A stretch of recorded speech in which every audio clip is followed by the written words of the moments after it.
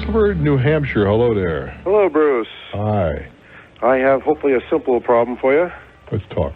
About a month ago, I got married, and nothing I can do about that. I know that's not the question, though. Unfortunately, okay. I had a photographer come and take pictures at our wedding, and we had a contract with her. And we went through the ceremony. We got outside, and we started taking pictures outside. And all of a sudden, she goes, "Oh, my camera broke. Let me try and fix it." She didn't have a backup? No. Now, a friend of mine who is a photographer and was invited to the wedding had 3 with him. And, we didn't have him hired or anything like that. Mm-hmm. So we get to the reception. We're right about to walk in the door to the reception hall to be announced to come in. She comes walk up and says, "Excuse me, my camera's broken. I don't have another. I'm sorry. Goodbye." I said, "Well, excuse me." And she just, turned around and walked away. Well, I was like, unbelievable. So, we have a contract problem with her. Well, let's start with this. How did you choose this person? Well, we were on a limited budget. I was going to say you bought on price. I understand. And the cheapest is seldom the least expensive. Well, the reason why she was cheaper is because she doesn't go to those shows.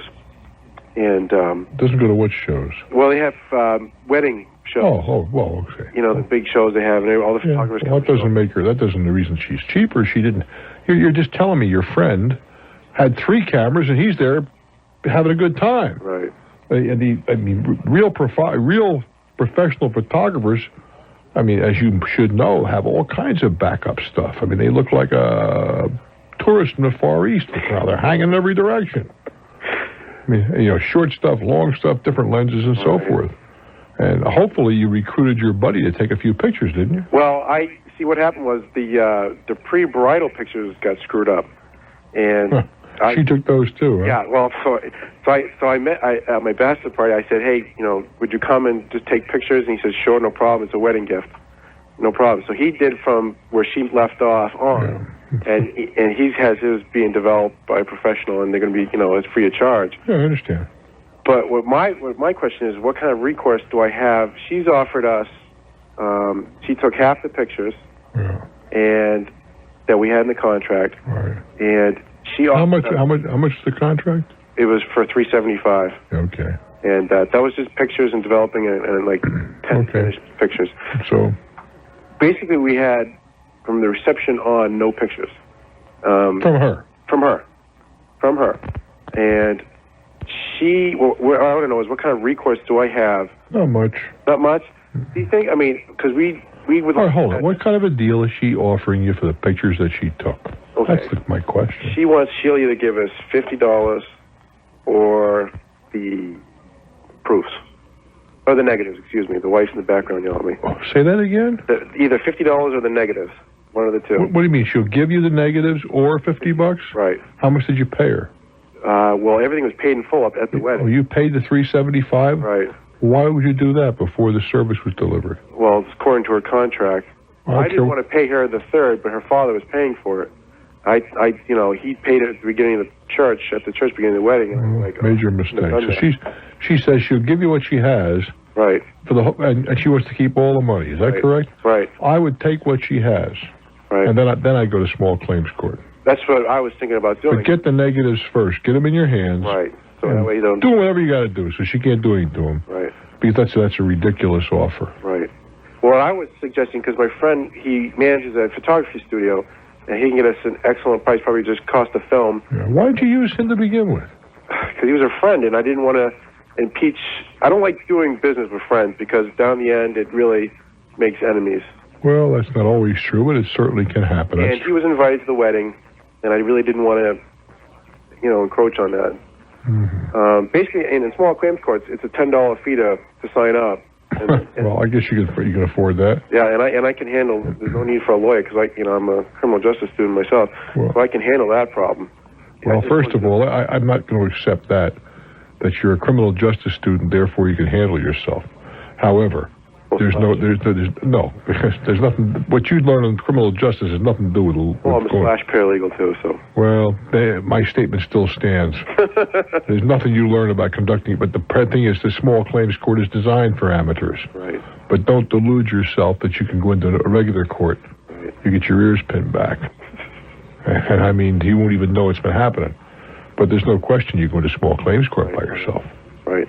But I'd first of all get them in my hands. Get everything in the hands. Before she can do something to them. Okay. And then I go after her. Okay. I do wish you well, kid. Yeah. Do I have recourse up to like another shoot? No. You can't. No. You try to get some of your money back. Well, how much would be? I don't know, half. Maybe I'd go for, say, most of it. Okay. You can say, look, I had to hire somebody else on the spot, and so you don't have to go through the soliloquy. This guy's doing you a favor. Right. I didn't say lie, but you don't have to tell that story. Right. All you have to do is I had to make arrangements for other pictures and then pose upon somebody with a camera. Say I had to pay for this other guy's photos. Well, I just... All right, come on. Innocent. Those are the things you're going to tell the judge. I think whether you collect from her is another story, but I think you're... How'd you pay her? By check, I hope? He paid... her father paid 2 checks. All right, that's enough. Don't kill it. That's the answer. Were you trying to prove that she was there or not? No, I'm not trying to prove that at all. If you get a judgment, we know where she banks. Oh. From the back of the check. She closed her account. How do you know that? Because she told us. She said she needed another check because the check wouldn't clear through that account or whatever it was. All right, so then how about the next account? The next account? That's the third payment was paid in cash. Yeah. Hey, when we shop cheap, I guess we shop cheap, huh? Yeah, it looks that way. Nothing was paid by check, you're telling me. Well, the first one was paid by check, but that account's closed. All right, and then how about the next one? And the next one, she came back, and we gave her that in cash because they went to pre-bridals. Yeah. She gave the cash for then, and then at the morning of the church, her father paid the rest. So in cash again. Yeah. And she started pulling film out of the camera on the church stairs as we drove away in the limo. And we're like, oh, gee. I knew this was going to happen. And it's the one day you can't recreate. But can I leave you with a thought? Sure. What's your first name? David. David, 2 years from now, you'll never look at those pictures again. It really is no big loss. That's what I'm coming down to. It really isn't. I know you don't believe it now, but later you will. I'm Bruce for Talknet. Tulsa, Oklahoma. Hello there. Hi, Bruce. How are you? I'm just fine, thank you. The humidity down there as high as it is here? No, it's lovely, as a matter of fact. Hey, Florida's a lovely place, man. With those gators and everything around there? Yeah, but let me tell you, they don't have any snowdrifts. You're right about that. I'll dig the gator every time. Bruce, I'm in a dilemma. One, was involved with an accident about a week ago. I take it this is an automobile accident. Automobile accident, right. And I'll just give you a quick scenario and go. Sure, go for it. I was going in my lane, and I was doing about 15, 17 mile an hour, as the police report says. Well, that's just about barely moving. Barely moving in a 20 mile an hour zone. Mm-hmm. The other lane coming in my direction. It's a 1 or 2 lane road or what? 2 lane. Okay. And the lane coming toward me, there were cars parked along the curb in a no parking zone. This vehicle, and I was coming on a curve, toward a curve in this road, and another vehicle just sprung out in front of me. Well, I mean, they don't spring out. Where did it come from? It was on the lane coming. It was coming toward me, yeah, but in the opposite direction. Yes, I understand. And his part of the vehicle, or their part of the vehicle, was in my lane. It was over the line. Over the line, and hit me directly from the center of the car left. No, just missed the motor and everything. Mm-hmm. And what happened? Naturally, I was wearing my seatbelts, and my head hit the upper part of the windshield, and it was a 90 model car, had an airbag, but the airbag did not deploy. Wasn't enough impact? Well, the plunger that's right behind the bumper. Yeah. Well, there's about 2.5 to 3 inch, that can be pushed in. Yeah. So the idea is it doesn't. Every time you nudge a guardrail or something, you're not supposed to kick it off. It's supposed to it takes a certain amount of impact. Well, it was 30 miles per hour and beyond. Okay. But the sensing device, the plate just in front of the sensing device, was also bent. So, but anyway, it did not deploy. All right. Then Upon impact, naturally, somehow I got to the left side of the steering wheel. Yeah, how'd you do that you had a seat belt on and a harness? How did you do that? I don't know. It just happened. My left shoulder went into the window, the driver's window. It doesn't sound to me like the seat belt worked. Well, I don't know that either. I don't think. How could it? How could the seat belt, if it was cinched up appropriately, how could your body get up that far? I don't know. I don't either. That's why I'm asking that question. I don't know how, because it was so quick and was so sudden. I don't know anything from that point on for about nearly 5 or 7 minutes. Well, you got knocked out? That's a great assumption, yes. You don't know? Well, I seemed vaguely... someone told me I rolled my eyes, so, I was stunned. You don't remember? I don't remember. All right, go ahead. Where are we going with all this? All right. What could I do with that bumper that moved into this and the airbag did not deploy? Well, first of all... Is there a possibility of a suit of some type, or to contact the manufacturer and let them know about it? Well, first, let's back up a little bit. How badly were you injured? Well, I got a broken shoulder out of this on the upper part of my socket. Your left shoulder? My left shoulder. Mm-hmm. And it is quite swollen, and presently I'm sweating from a heat pad that's on me. But anyway, the arm is doing well. It's I'm beginning to raise it now about out to 90 degrees, but that's here or there. But my question again is getting back to that. Well, see, I don't know who's responsible for what. First of all, the guy that hit you is the guy you got to deal with, I would think. Secondly, if you have medical payments on your car, that'll pay for your injuries without regard to liability. That's true. And the other guy, if the injuries are severe enough, you can bring an action against him. I assume he's insured. Yes, he is. No. All right, but wait, hold it. Okay. But the other side, somebody is going to start into you real serious to prove that you weren't wearing your seatbelt, because the kind of injury you described doesn't sound like a seatbelt injury to me. You sure you're wearing it? I'm quite sure aware, because I wear my seatbelt all the time. Well, that isn't the issue. That's not the issue. You're right. Are you sure you had it on this time? I had it on. I did have it on. And he had the strap across your chest. That's right. And you cinched it up good and tight before you started moving. Always. It's hard for me to understand how you got in that position. Now, maybe you could. Yeah, because I'm also trying to figure out, I also thought just about the time I saw my vehicle, not my vehicle, but that vehicle come toward me, I sort of stiffened out real quick, like as if I got up nearly out of, trying to stand up. Yeah, I understand. You're leaning on the brakes, probably. That, plus my left foot was nearly going through the floorboard. Uh-huh. And everything just happened, just right at that time. Well. What I find out, when I went to the hospital, or to the emergency, I went back to my insurance company and, yes. Did you go in the hospital? Were you admitted to the hospital? Yes, I was. All right, go ahead. And then from there, I checked with my insurance company, and I did not have medical insurance. Huh. Now. So much for that idea. Go ahead. Sure is. Why didn't you have med? I don't know. The insurance agent just, whatever happened. He felt since I had the other insurance policy, such as a major hospital insurance. That has nothing to do with it. One has nothing to do with the other, but go ahead. You're right. Now, I'm insured with 1020, uninsured motorist. That's all? Well, just a moment. Personally, I have 100,000, 300,000, and 100,000. Yeah, but that's not enough either. Insured also had 100, 300, and 100. All that was a big surprise.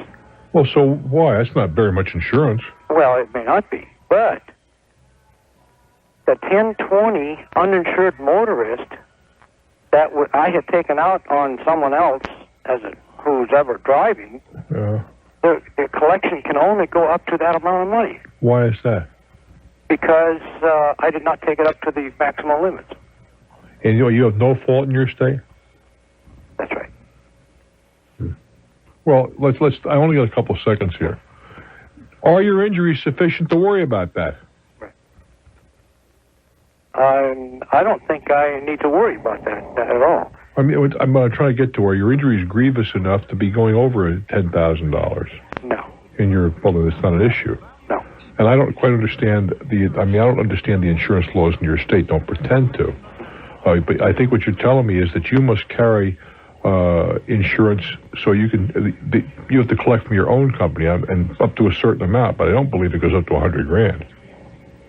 Maybe, but I don't. But usually there's a they call a verbal threshold of some sort.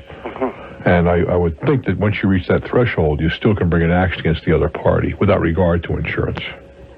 Oh, well, that's if he is able to. But you said he has $100,000 in liability. Yes, he does. And if you go over that threshold, I believe you can go after him then. It's only in the small stuff that you cannot. Oh, I see. And I also think that I got to get out of here, but I thought you would talk to your insurance agent because you're very dramatically underinsured, both in terms of liability, and secondly, you most certainly should have had medical. Thank you. I wish you well, my friend, and a speedy convalescence. I'm Bruce Williams. This is Talknet. Ringboro, Ohio. Hello there. Hi, Bruce. Hello, baby. I am a single mother, actually a divorced mother of two. And like a lot of people in the world, I need to figure out a way to make more money. Oh, my goodness gracious. What a surprise. All righty. How old are the trolls? 14 and 10. Okay. Do you receive support from somebody, or are you strictly on your own? Yes, their father went for many years without doing so, but he does pay support now, and I also have a job, but it's just not enough. Mm-hmm. What do you do? I'm a glorified go-for. My title is administrative assistant. I have lots of skills, and I'm underemployed. But it seems to be kind of difficult to make the switch from being underemployed to being adequately employed. I've been trying for the last several years unsuccessfully. It's tough for a lot of reasons. Not the least of these is you have responsibilities, so you can't afford to gamble very much. This is true, and I can't afford to give up things like health insurance, and eating and stuff like that. Right. Some of the things that I'm good at involve travel, and I can't really do that with the children because there's no one else to take care of them. Well, could you give me an example of what skills would be part of travel? Prior to becoming a parent or a divorced parent, I had a pretty successful career in advertising sales and did a fair amount of travel in that position. And I've done corporate public relations, and that even involves some travel. Mm-hmm. We are pretty much alone in the world, and when I'm not here, I have to hire sitters, and that defeats the purpose of getting a second job. You have to earn a ton of money to offset what the sitters would cost. Exactly. Is there anything that you can do with these skills that you can do at home? I mean, in today's world, the computer literate frequently can find things to do at home. I guess it's a possibility. I'm not in a position to take a major gamble. I mean, if I were going to invest the money in putting a computer in my home and a modem and things, I would have to have a pretty clear idea of what it was I was going to do. Sure, I understand. I'm just throwing, a lot of people do have computers anyway. Sure. And if I weren't struggling financially, I probably would. It would certainly be useful to me, but we went for so long without any support that we really do live paycheck to paycheck, and that's not good for anybody. Not healthy, you're absolutely right, although a substantial number of Americans live just that way. But it's not good enough, and I think I've finally realized that I'm not going to win the lottery, and that a man on a white horse is not going to rush up and say, let me support you and your children the style to which you'd like to become accustomed. Yeah, you can't find a guy on horseback, huh? Well, I haven't been looking real. I was asking you. That was my. I was going to ask you how hard are you looking? No, I'm not. I think I'm ready now to take some responsibility. Maybe I've been looking the wrong way for a while, and I'm just looking for some real down-to-earth fundamental guidelines on how I can do this. Because obviously, getting a job at a hamburger joint for $5 an hour isn't going to help us. No, it's not. And I'm at somewhat of a loss to help you. There are relatively few. Right now, it's going to center on two things, would seem to me, and I don't know how to accomplish either of those. The first is to get a better job, although you should be looking actively. And are you looking actively? Well, The resume is updated. Well, that's not very active. Though. Well, me neither. I mean, are you talking it up with everybody you know? Well, I am, and I'm working on an MBA. So I'm getting some input from my advisors at school. Well, if you're working on an MBA and you're working full-time and you're playing supermom, how in the world do you expect to do something else? I don't know. That's not a criticism in any way. That's just an observation. What's your first name? Barb. How old are you, Barb? 46. I mean, Barb, there's only so much you to go around. You're going to school, you're playing mother, and you're working. How much can there be for you to go around? Well, there isn't, but we're not making it, Bruce. Well, but something's got to give. I don't know if how far along are you on the degree program? 3/4 of the way.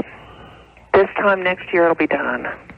And when you get the degree, as a practical matter, do you really believe it's going to help you find? I mean, it may very well. No, I don't think it's going to help me from a practical standpoint, but I do think that the credential will show that the mind still works and the ambition is still there. Well, then it is going to help you.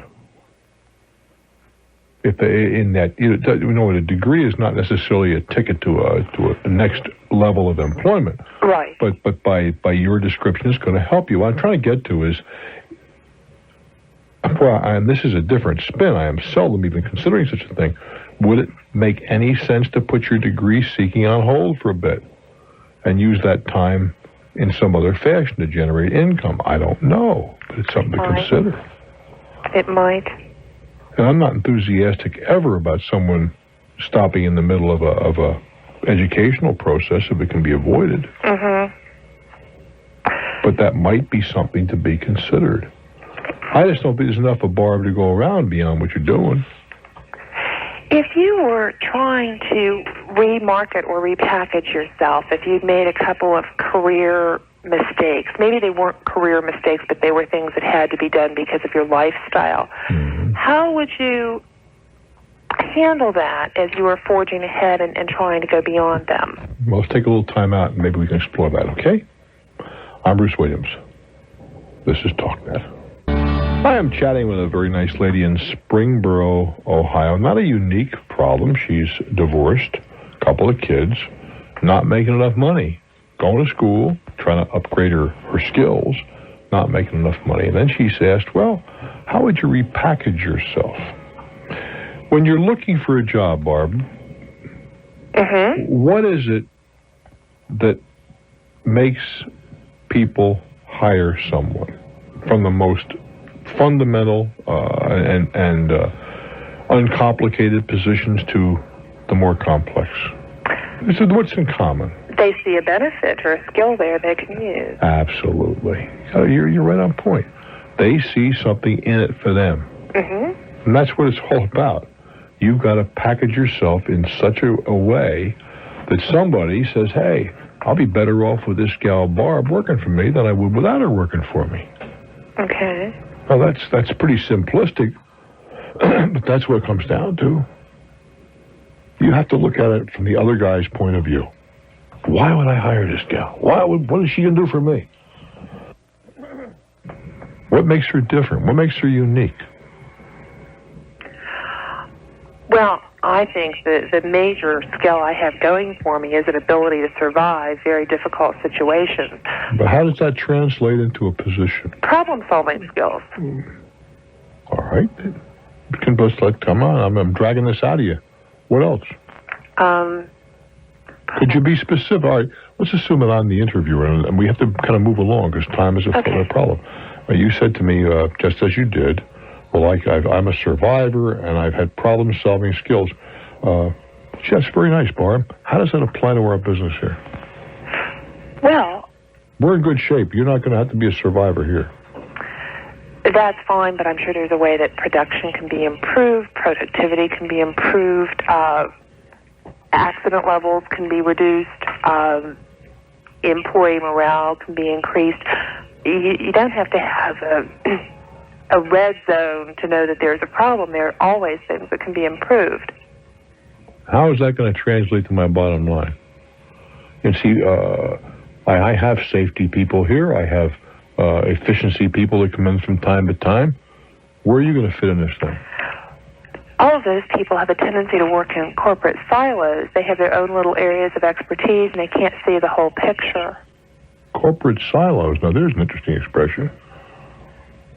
Well, go ahead. I mean, come on, persuade me, kid. I'm trying to hire you. Okay. Lay it on me.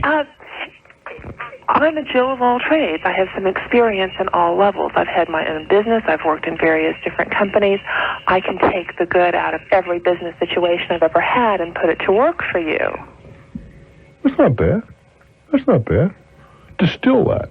Okay. You see, if you're one of the things that you mentioned a moment ago, someplace I believe, that you didn't have much confidence in resumes. Right. And the old resume, in my opinion, belongs in the garbage for the most part. That's where most of the ones I've ever received in the mail have ended up. Exactly. So you know. So what I'm trying to get to is that one of the things that most of us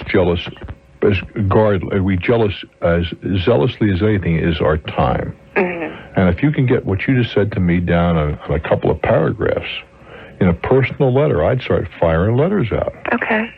Because that's what gets my attention. I mean, I'm sitting here, and I just got in from a 10-day or 12-day trip, whatever it was. And, of course, my desk at this end, I have desks at each end of my world, was just covered with debris. Uh-huh. And now, what did I do? I had to kind of prioritize to look at this stuff. And some of it's in a pile back there I'll never get looked at. Right. And brevity is what captures my attention. If I see something, a couple of paragraphs, I'm going to go through that. If it's War and Peace, unhappily, I just can't make it. Good luck, Barb. Thank you guys for the hour. I'm Bruce Williams. This is Talknet.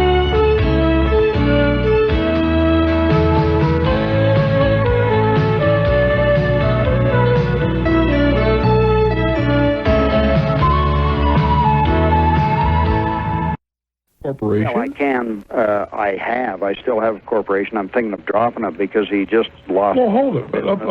Let's hold it. He didn't fulfill his. Hold it. All right. Forget about what he fulfilled or didn't fulfill. The company's Pacoot. Well, how about the relationship it had with this manufacturer? What happened to that? Well, he didn't fulfill it on buying enough product. But that has nothing to do with the royalty. Well, when he didn't buy enough product as his thing, they said you're no longer. It's null and void because he didn't buy. Is that what the contract said? Yes, he had to buy $100,000 in product per year. Or you got no royalties. Yes. And, why was that? And you lost your distributorship. Well, I can leave. Oh boy. What I'm trying to get to, look, as far let's start the back end of this. You're screwed. It's over. Forget it. No way of finding him, huh? You find him, then what? So what? Well, if he's working, I could garnish. Forget it. Can't do that. But the point is that, you see, I don't understand why you allowed the royalty to be tied to your personal production. No, it wasn't. The royalty... well, that's what I wanted that you just told me it was tied to it. You said if you didn't buy $100,000 worth of product a year, the royalties disappeared. Well, maybe there's two different things there then, because initially our contract said you had to buy $100,000. Now, all I want to know about is the dime a can. Why did that go away? Why didn't we get it? I don't know. Why isn't it still in effect, the dime a can? Well, because they never fulfilled their obligation to him. That's what I'm trying. Right, because that's what I'm trying to get to. You were very foolish to allow those two to be tied together. Yeah, that was probably a mistake. Well, that was a major mistake, but it's been done. If I were you, I'd put it behind me and forget it. It's a lot of money. Well, and I just wondered if I couldn't find him somehow. Well, yeah, there's a lot of ways to find people. If you want to, there's a half a dozen major companies. They'll probably find a guy. And I've contacted a couple. And they want money. Yeah. Lots of money. Lots of money. Well. And with the Social Security number and everything, I thought maybe there should be some... Social Security number is almost useless. Right. You can get new ones every time. No, it's not that. The Social Security... Well, it's not a big deal to be... My point is, if you're willing to spend some money, how much do you feel he owes you? Probably around 15 to 20. Oh, it's not even worth going after. Okay. It's going to cost... I mean, I don't mean to poo-poo 50 or 20 grand. Right. But, I mean, $5,000 to find somebody would not be a bad number. Yeah. Maybe a little less. How much would you be willing to gamble to find him? And then I don't know. I didn't ask you. I asked you a very specific question. How much would you gamble 50% of what he owes me. 7,500? That's crazy. That'd be crazy. Would it? Yes, sir, because the chances of collecting certainly aren't 1 in 2. Yeah. With me, I would gamble much more than 50, 100, 2,000, and I'd be thinking about that one. It just irks me. Well, that's another matter. I can appreciate that. That somebody pulled the wool over me, and it doesn't happen very often. Well, but that I can understand that. But listen, this is business. You got screwed. Yeah. Get on with your life. Royalty and royals, huh? There you go. Yeah. I'm Bruce Williams. Hang in there, my friend. This is Talknet. Chandler, Oklahoma. Hello there. I really enjoy listening to you. Well, thank you Pretty so wise much. guy. Oh, a wise guy. Yeah, it's me. No, I don't mean bad. I've been called a wise guy many times. What's on your mind, baby? Oh, gosh. Okay. I'm a single mother with 3 children. I've got a fixing to be 16-year-old, an 8-year-old, and fixing to be, huh? and a 5-month-old. Oh my goodness gracious! All by the same pop? No. Okay. The first one's died. My oldest son's father died. The second one. Oh, hold it. Slow down. That was a 16-year-old, right? Right. And then the next one is how old? Is 8 years old. Okay. And me and his dad divorced, but we're best friends. Mm-hmm. And then the third one was just a big mistake. Okay. You weren't married to that guy. Well, I was, but were you? Maybe 3 months and we divorced. I realized that wasn't going to work. Well, anyway, but I got a wonderful baby girl out of it, so I can't complain. But what my question is, okay, I got my real estate license in 1988. Okay, I worked as an independent contractor.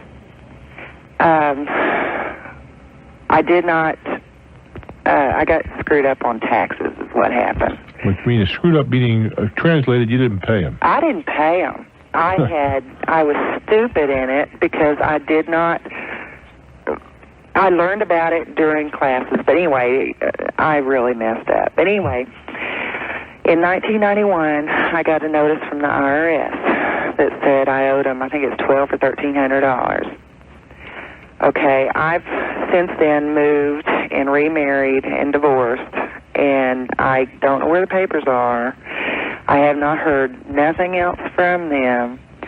My only income is child support and Social Security. Since in the last year, I've bought a house. I'm making payments on it through an individual.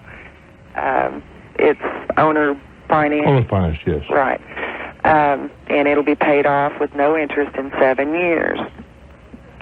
What's going to happen? What do I need to do to clear myself with the IRS? Well, you got to get together with them and make your peace and pay them. But if I contact them, are they not going to come back and take my house? I don't think so, no. Vehicle and everything?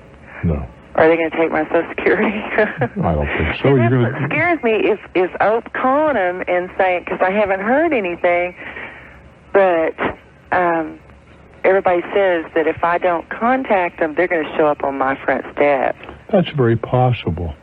Very likely, you know. I mean, I live on, like, paycheck to paycheck on Social Security and child support, and it's not like I have that kind of money, and I know... Well, I'm sure you're loaded with... interest since then. Mm-hmm. And I don't know how I would be able to pay them off if I contacted them and said, hey, I know I owe you this money, which my mind tells me I should do, but I wonder how I'm going to pay them. Well, I don't know. Right now, you're telling me you're living from hand to mouth. Yeah, but you hear all these horror stories with the IRS, and Well, I'm not so sure all those horror stories are as factual as the people telling them would like you to believe. Even on the news, they talked about somebody that owed them a penny, and they were going to take their business.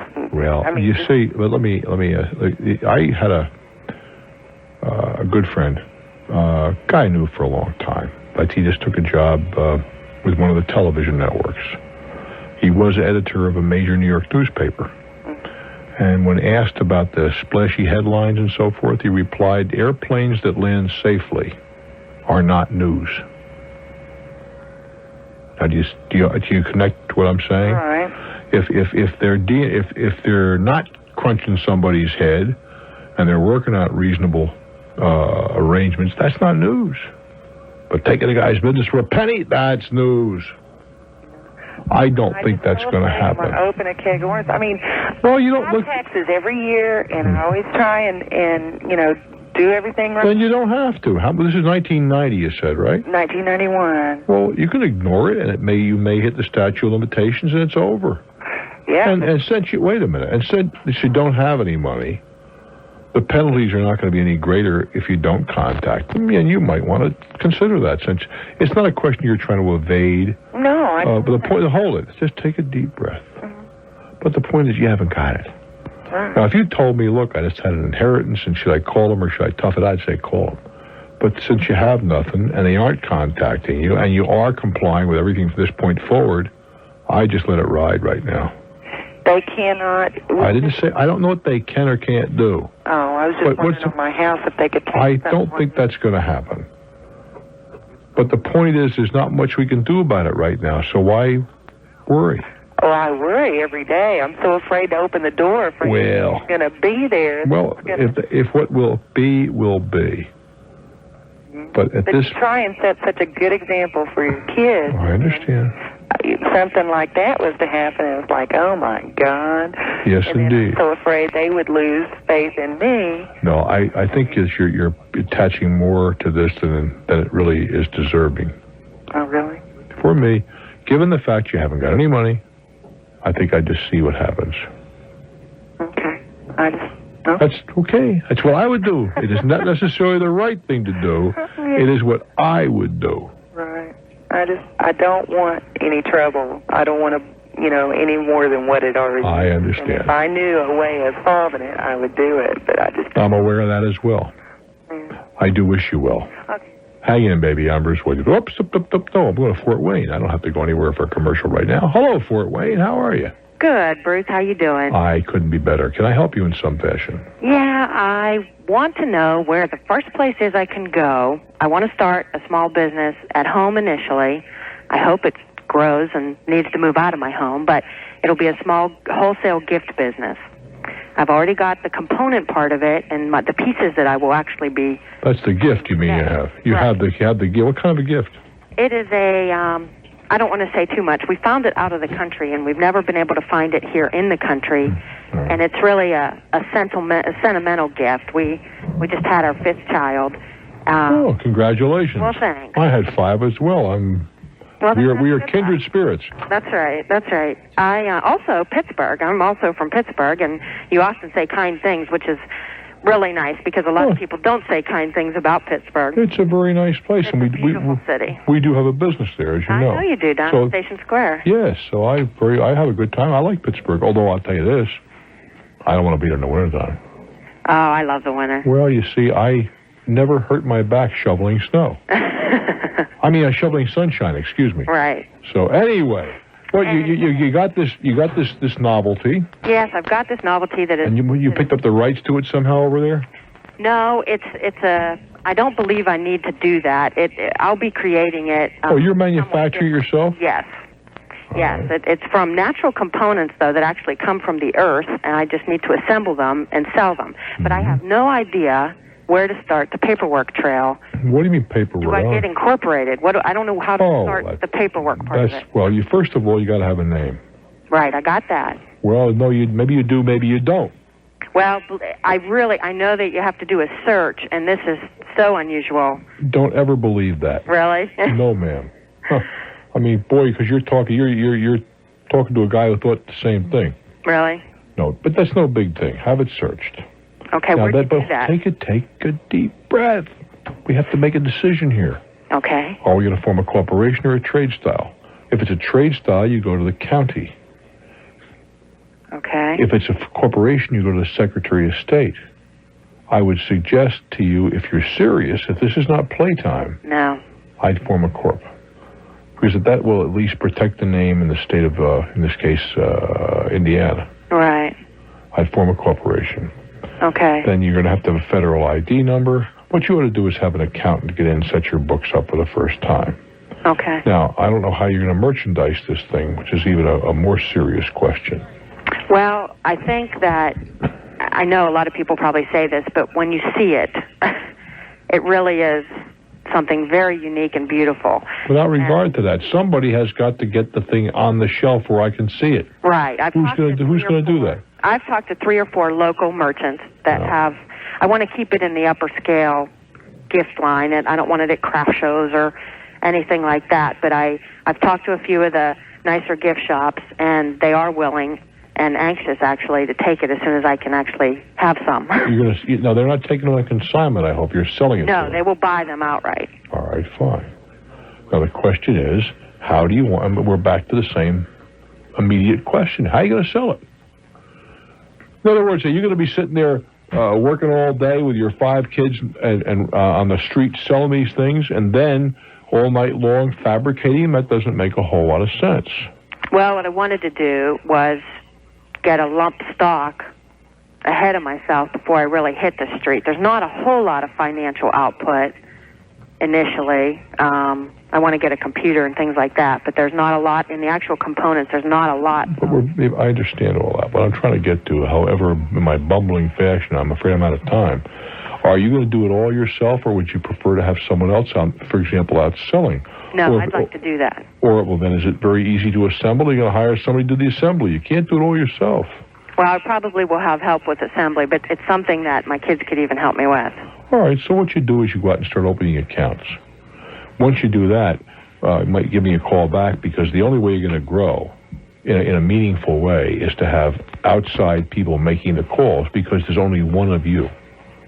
But at least test the product, see if it sells, then we can talk again. I wish you well, dear. I'm Bruce for Talknet.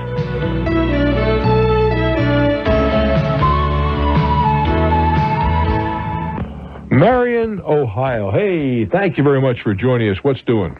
Nothing much, Bruce. I just wanted to have a conversation with you, because I'm tough in between 2 different job offers here. What's happening? Well, I'm in an auto parts business, and I got 2 different companies that I work for. I work for one now, and another one just offered me what has an HMO and a 401k and all these other nice little benefits. My one what I work at now just has a plain health insurance company. All right. How long you been where you are now? I've been there for 9 months now. Well, you're a new hire then, okay. Yeah. How old are you? I'm 21 years old. Well, you're a new kid, too. Yeah. Are you married, single, what? I'm married. I just got married, and I have 1 kid. Boy. And she's 8 months old. At 21, you've been busy. Yeah, I've been trying. All right. Well, how much are you earning now? I'm making about $1,000 a month there with my commission check. All right. And how much would the new job? It roughly pays me the same amount in wages, okay? But you have a better benefits package. Better benefits with the 401. The other company that I work with don't have the 401. How much is that worth a month or a year? I don't know. Well, I mean, it's an easy question to ask. I haven't never thought about 401 until just now. Well, you still have to know how much that they contribute. Oh, how much they contribute? They match whatever you put in up to $100. All right, then it's worth. If you want to put $100, it's worth $1,200 a year. Right. That's a raise of $1,200. What it comes down to. Yeah, I never thought of it that way. Well, it's extra money that goes to your side, isn't it?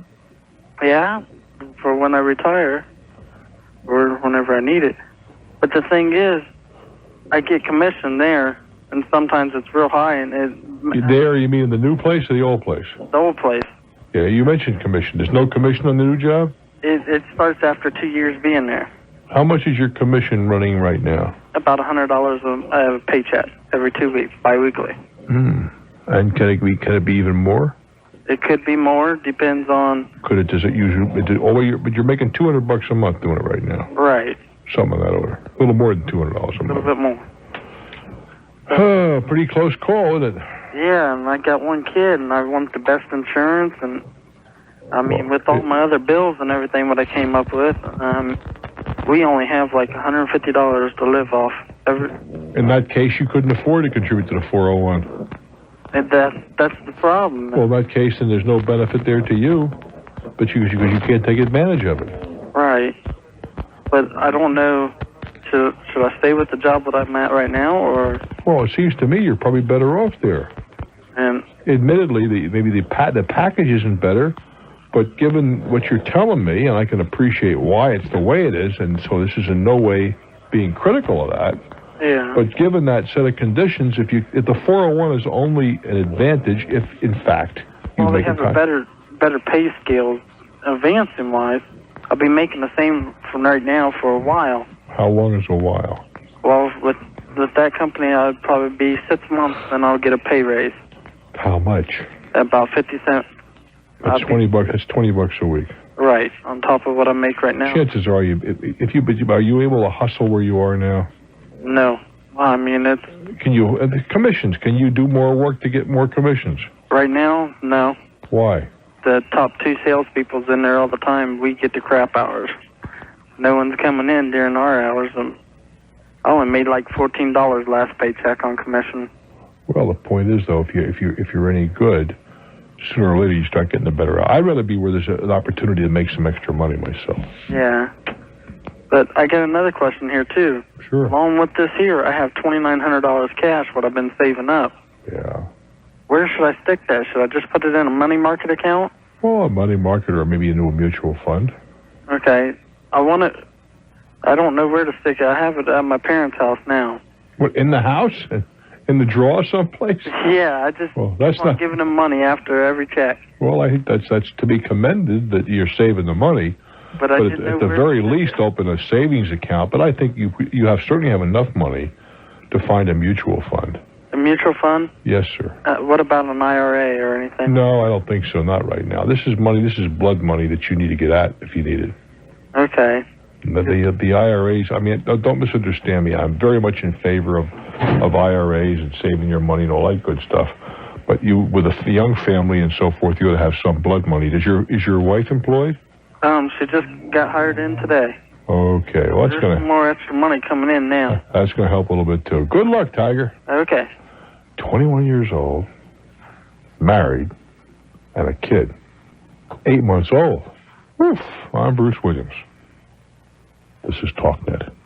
Mulberry, Florida. Hello there. Hi, Bruce. Hey, how you doing? I'm okay, kid. Okay, I've got a question I want to ask you. You're so smart, and I really value your opinion. Oh, my goodness. I got one for you. Where's Mulberry? Kind of near Lakeland, Central Florida. Okay. Near Orlando, sort of. Oh, sort of. All right.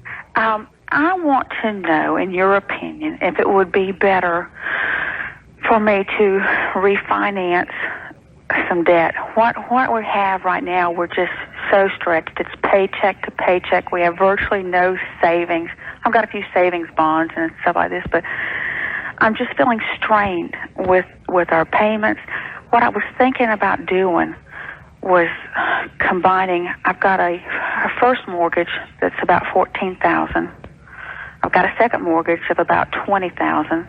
Second is larger than the first. Yes, sir. Well, that's unusual. I know. Go ahead. But it is. And then I've got a car payment. Well, and it's the balance on the car is about 13. So what? 13,000. Yeah. How much do you earn? Well, together with my husband and I, it's a little over 40,000. So, but we had our house appraised when we got the second mortgage 2 years ago, and we had it appraised, and the house appraises for 50. So I was thinking about if I could have it all refinanced for, say, about 50,000. Well, hold it. If it's worth 50, you're not going to borrow 50. If I got to just refinance it all together? No, ma'am, because nobody's going to give you. They want you to own something, and you want to finance the whole works. Well, I own some property. I'm talking about that. We're talking about this particular house. Okay, if it's appraised for 50, how much could I get if I refinance? If you got lucky, maybe 40. Well, 40 would help. I could pay off What could you pay off? The first and the second, that's 35. Yeah, but you're right. But you're just going to owe it again. I know, but at least it wouldn't be like the one is $350 and the other one is $3. Well, how long is the second mortgage? Well, the second mortgage I owe 8 more years, and the first is only 4 more years. The interest rate is pretty high. They're both around 11%. All right, then stop right there. If they're 11%, it would pay to refinance. But here's what's your first name? Paula. Paula, here's the problem. I have no quarrel with you refinancing. Let's start with that.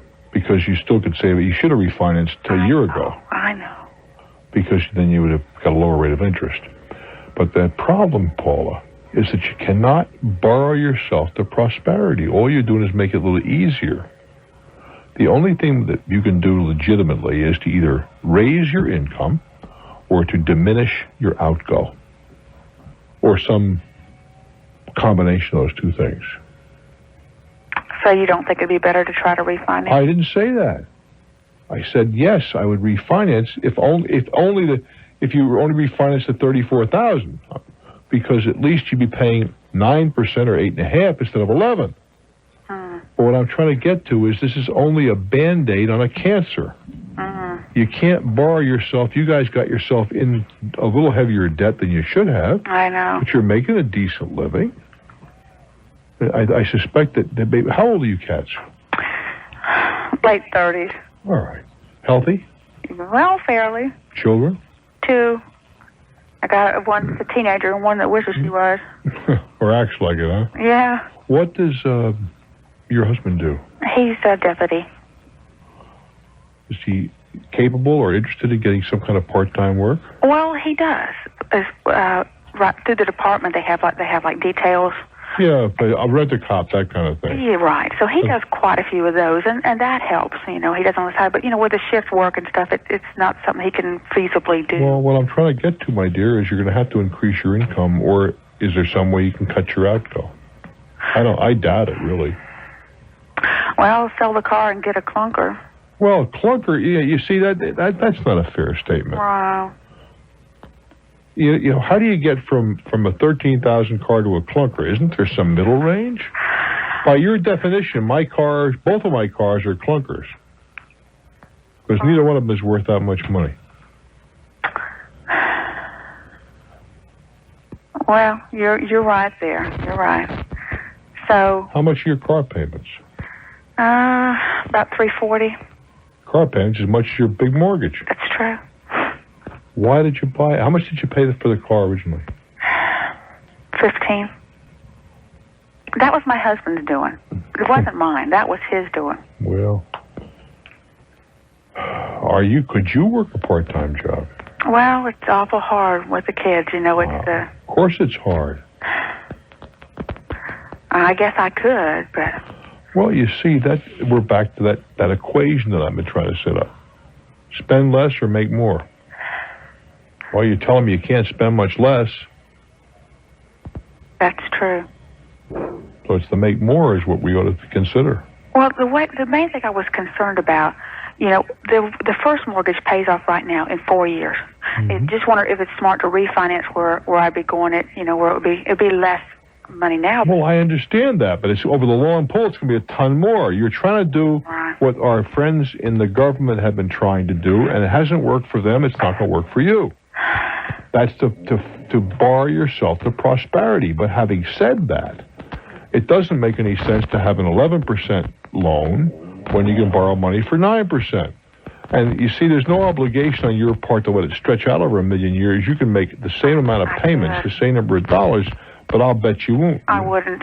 That's exactly right. I wouldn't. That's the problem. We're back to that equation. That's what you got to work on. I wish you well, dear. Thank you. Unfortunately, there's no easy way. No easy way. This is Bruce Williams. This is Talknet. Alrighty, let's go to Quincy, Illinois. Hello there. Hello, Bruce. I've been listening to you for 11 or 12 years now, and I really appreciate your advice. Well, thank you so very much. What's doing? Well, I got a little problem here with a warranty on a siding job that I've had done about 12 years ago on my house.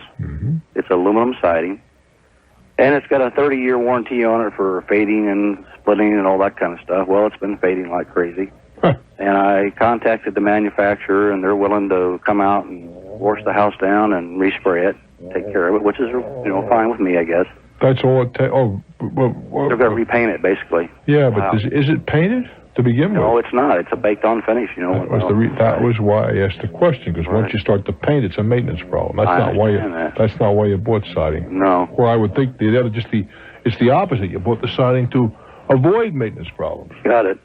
Well, and the other part of this is that the warranty, of course, is prorated for its 12 years out of the 30-year warranty.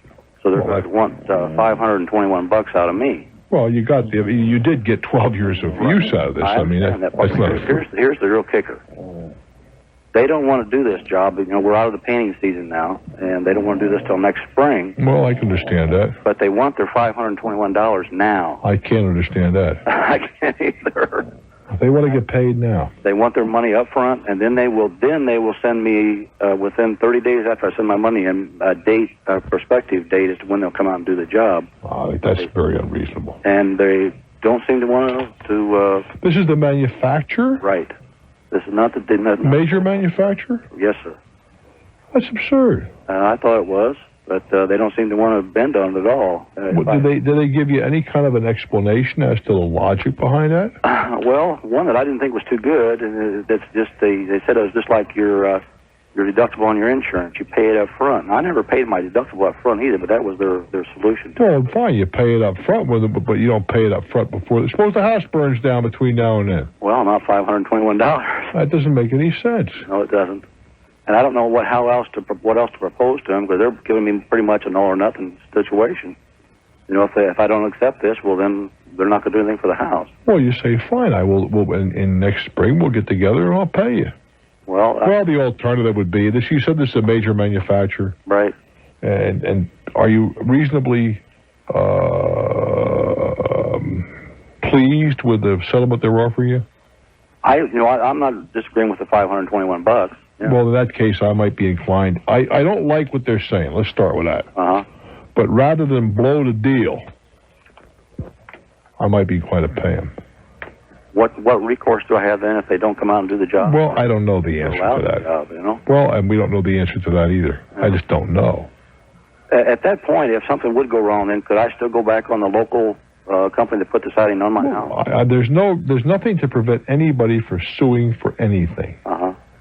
Whether or not you'll be successful is a different matter. Right. That's the thing that a lot of folks have a hard time grasping. I could sue you for calling me. You could sue me for answering the phone. Right. But I don't think either of us would be successful. Correct. But that wouldn't prevent us from doing it, right? It's kind of strange that when I talked with the salesman, the reps that have called me on the deal, I say, well, would you pay up front like that on an addition to your house? They said nope. But then that doesn't matter. They still want their $521 up front. I've never heard of that. I don't know why. It blows my mind, and it goes against all the advice I've heard you give everybody. Absolutely. It's just common sense. But there's a time when, well, who said there's being common sense around? But there's a time too, unfortunately, when one has to be a bit pragmatic, and I think we've reached one of those intersections. Okay. And as long as it's a major manufacturer. Yeah, if it's a big company, if it was somebody I've ever heard of, it'd be a different story. Oh, no, I have to leave you with something now. The big companies go belly up. Well, that's what I'm afraid of too. But not, well. Yeah. You can check the relative strength of the company. If it's a listed company, that's easy to do. Well, I think they are about the major manufacturer of siding. And then, Well, in that case, I don't think they're going anywhere. Yeah. Good luck, guy. All right. Thank you much, Bruce. Take good care. But the whole thing there is that you buy siding to avoid maintenance, not to add to it. Where would you like to go here, Daniel? I've never heard of that place. Of course I have. Fort Carson, Colorado. Hello. How you doing, Bruce? Doing real good, kid. We have a couple of minutes to spend together. Whoosh, I better move then. Yeah, get yourself in gear. I bought an acre of land near Crested Butte, Colorado, and it's beautiful. It's just gorgeous. I bought it for taxes back in 1989, and right now it's worth between 60 and 70 grand. Huh. Well, why don't you buy 10? Well, you know what they say about hindsight being 20/20. Oh, of course. Well, anyway, what my problem is this. I got a homeowners association out there that's driving me nuts, and I'm not too sure I want to what are they asking for? Well, for example, I can't build a fireplace. Well, I assume that this has a building committee that you have to deal with. Exactly. And there are some covenants that you have to deal with. Exactly. Well, the fireplace is probably because of pollution, right? Well, they make that statement, but it's not really valid. We live in what I call a sloping peninsula. That isn't the issue. The validity of it is not the issue. That is the reason that they say no fireplaces. Right. Well, is that not true or not? Maybe just correct me if I'm mistaken. Well, it's like this. You can build a fireplace, but it has to be a pellet fireplace. It can't be one of like a regular old log hearth. Yeah, because they're saying you're going to punch a bunch of junk out of the atmosphere. Right. So what I was thinking about doing was moving down to Gunnison, Colorado, which is a bigger little town down there, and it's nicer, and they don't have this nonsense. But I was wondering, should I sell the land undeveloped, or spend $70,000 and put a pre-manufactured house on it, which would boost the value to $200,000? Well, how do we know that? Well, because I've got some homes around there that people have built. Well, look, I've only got a minute here. Sure. If that worked, I mean, let's face it, if that was going to work, that's simply, Well, that's why I'm calling you. But seldom do these deals work as simply as you've described. You see, more often than not, building spec homes is an extraordinarily risky venture. Okay. I mean, you are now giving birth to a major alligator. Right. If you don't sell it, the thing eats. I understand that. All right. Now, if you could say to me, look, Bruce, I can get somebody to buy this home from a set of plans for $200,000, I say go for it. Where you get a commitment beforehand. Or if you said, I'll build the house, and if it doesn't work out, I'll move right into it. That would be my option. I don't have any problem with that. Or you build it to move into it, but if you get a buyer, you'll peddle it. But just to build it on spec alone, not in this life, not if I were doing it, not for amateurs. I do wish you well, my friend. Think that one over very thoroughly. If it's a home to live in, okay. I'm Bruce for Talknet.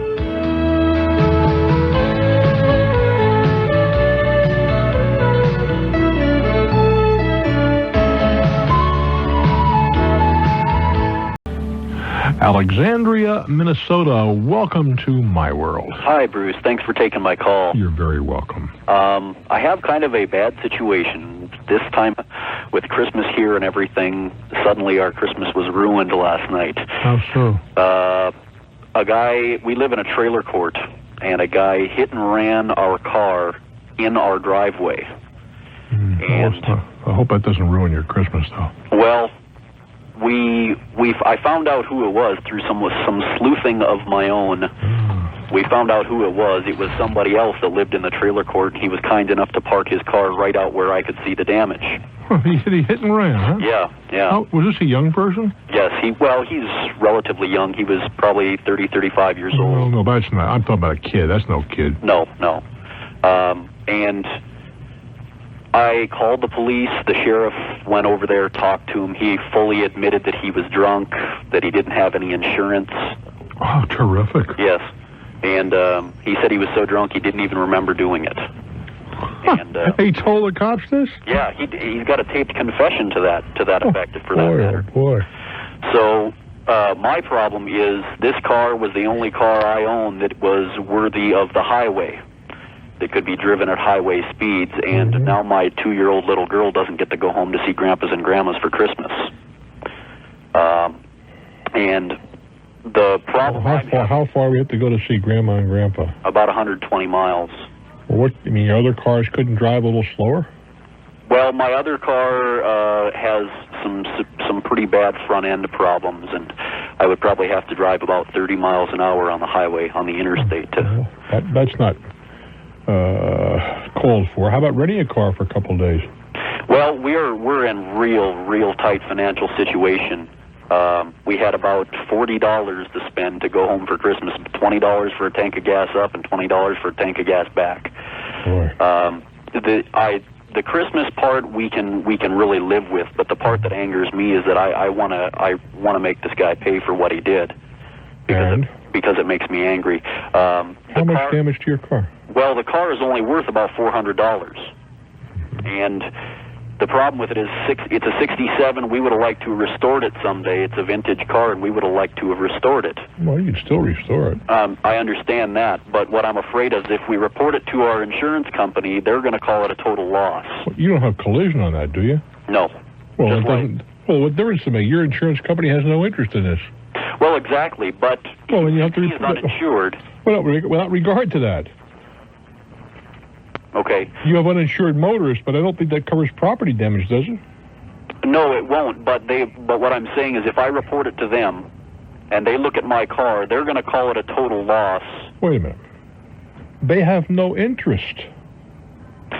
Okay, this is what I've been told. The reason that they do have an interest is because they're insuring my car. So if I get in an accident sometime in the future, if they look at it now and see how much damage is done, they won't have to pay me in the future because my car has. They don't have to pay you now. I don't know how many ways to tell you this. You have liability insurance. Is that correct? Right. But you have no collision insurance. Right. Your company has no interest in the condition of your car other than its safety. They're not going to pay anything. They don't care. Okay. You notify them of the accident for information only, but since the car was sitting still, where there's no possibility of liability on your part, that's the end of it from your company's point of view. But if I have uninsured motorists, I don't believe uninsured motorist covers property damage. I believe it just covers bodily injury. I could be mistaken. Oh, okay. Well, I guess basically what it came right down to was I was wondering how I could get some damages from this guy. The fact that he doesn't have insurance does not excuse him in any way. Right. Sue him. Sue him if you want. Have you talked to him? Yes, I did. I went over and talked to him just before I came to work tonight. And what does he say? He just said, "Oh, I'm really sorry, and I'll compensate you for your damages." Well, that's it. Well, the problem I have is, I went to his house. I saw his house. He obviously has no more money than I do. And, I've heard you say many times that when it comes right down to it, if he doesn't have any money, you're not going to get any money. No, but he may be willing to pay you $20 a week or something. Right. What I'm wondering is, am I only going to be entitled to what my car is worth no matter what the estimate comes to? That's true. Okay. That's true. Because, like I say, there's probably $1,500 worth of damage, but yeah, but you've answered your own question. The car's not worth $1,500. Right.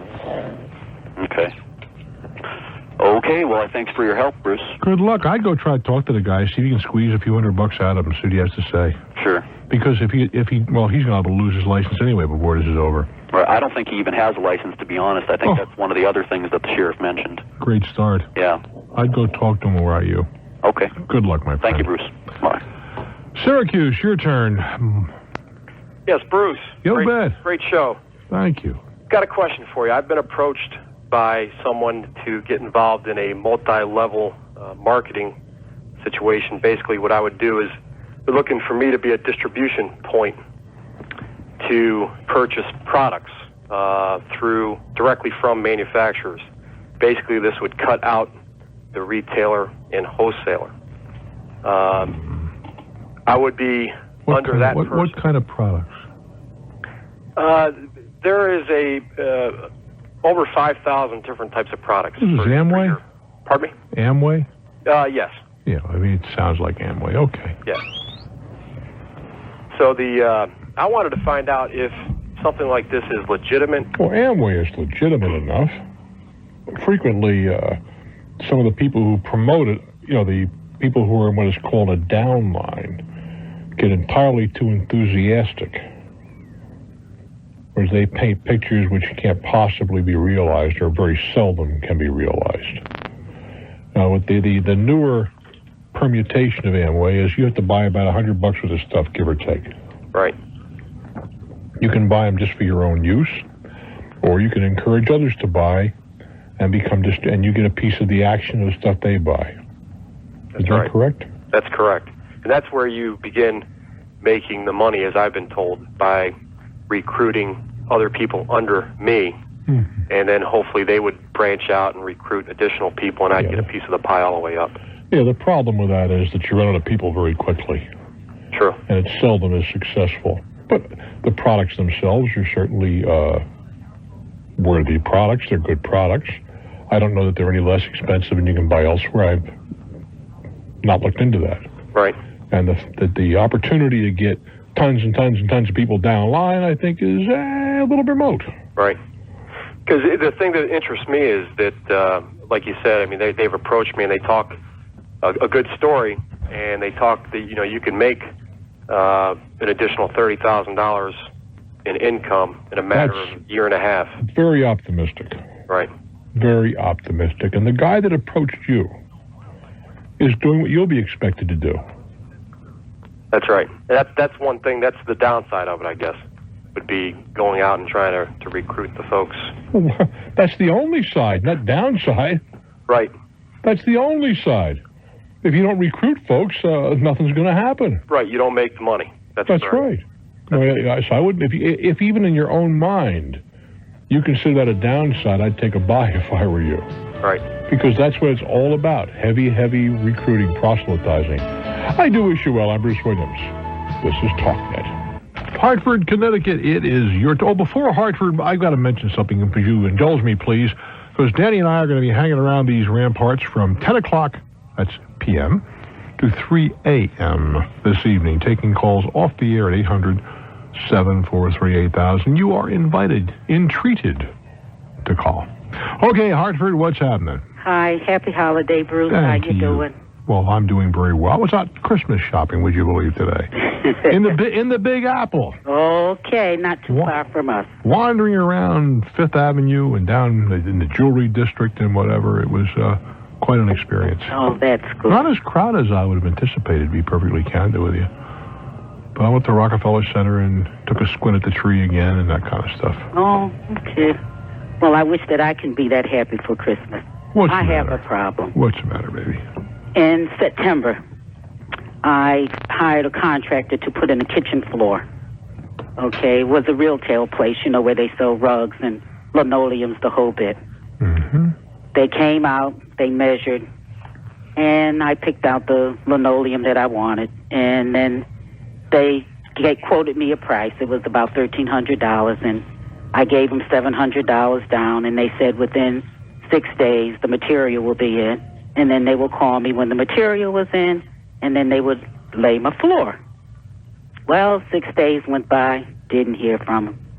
Called, they said, oh, I think the material should be in a couple of days. They would call me. Waited again, didn't hear from them.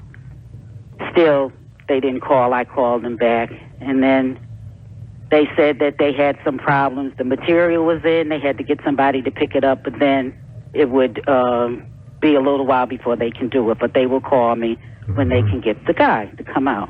Mm-hmm. Still waiting. In the meantime, the one that did the measurements and everything, she never called me back.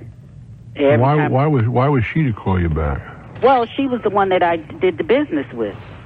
She got your $700, huh? With my $700, exactly. Mm-hmm. So in the meantime, now we're getting into October. Still no call. I'm calling again about every 3 or 4 days. I'm calling, and they're giving me a hard time. Oh, didn't Susan call you back? No, she didn't. Oh, well, gee, I thought she had made arrangements. Well, I'll take care of it. Okay, we'll get back to you. And I told them that I had to have it done before the middle of October because we were going away. And this is what I told the girl when she first came out in September. Well, make a long story short, of course, when it was time for me to go away, they didn't come. So then they said that they would do it. It would be the second week. It would be the first week in November when we were back. Came back, called. They said, yes, they would come out. Called again to make sure that they came out. They came out, and when the guy was getting ready to put the subfloor in, he said he couldn't do it because there wasn't enough material. So he called the place. All right, let's bring this down on point, sweetheart. What's the bottom line? December, whatever it is today. Okay, they finally put it in. But wait, the one guy, the first contractor was to come out to do it, the one that laid the floor, he couldn't do it. So then why could he not do it? Well, listen to this. Now before they took out all my appliances, everything, before he was getting ready to put the subflooring down. Then he went to measure again, and he said that it wasn't enough material. He called the place. The place said, oh, it was enough. It was something wrong. It was something. Anyway, it's 12 foot wide material. Anyway, here it is. He had to put all my appliances back and everything, and he didn't do it. So then they said they were going to order some more material. But he told the guy to make sure not to order added material, is to order a whole new lot so the die lot will be the same. Okay, so they said they were going to do it. Call back, and they said within 3 days. Call back.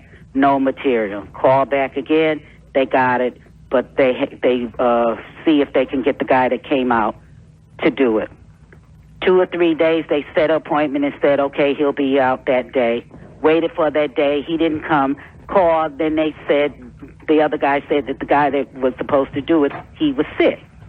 Called the guy, he said wasn't anything wrong with him. Evidently, he had a problem with the floor place. So finally, they did get somebody out to come out. They came out, they laid the floor, said we didn't need the subflooring. In the meantime, the new guy that laid the floor broke my radiator, which was okay, and then it was the cold base. They didn't finish that. So when the job was done, he asked for a check. I told him no, I wasn't going to give it to. Well, in fact, I wasn't home. My husband said to wait till I got back, so check to see if everything was done right. Well, so where are we going with this, my dear? Obviously, you're not happy. No, because they were supposed to deduct for the subflooring, which I didn't need after. Mm-hmm. I called and asked for a new bill, a revised bill, to get, so I can pay the balance.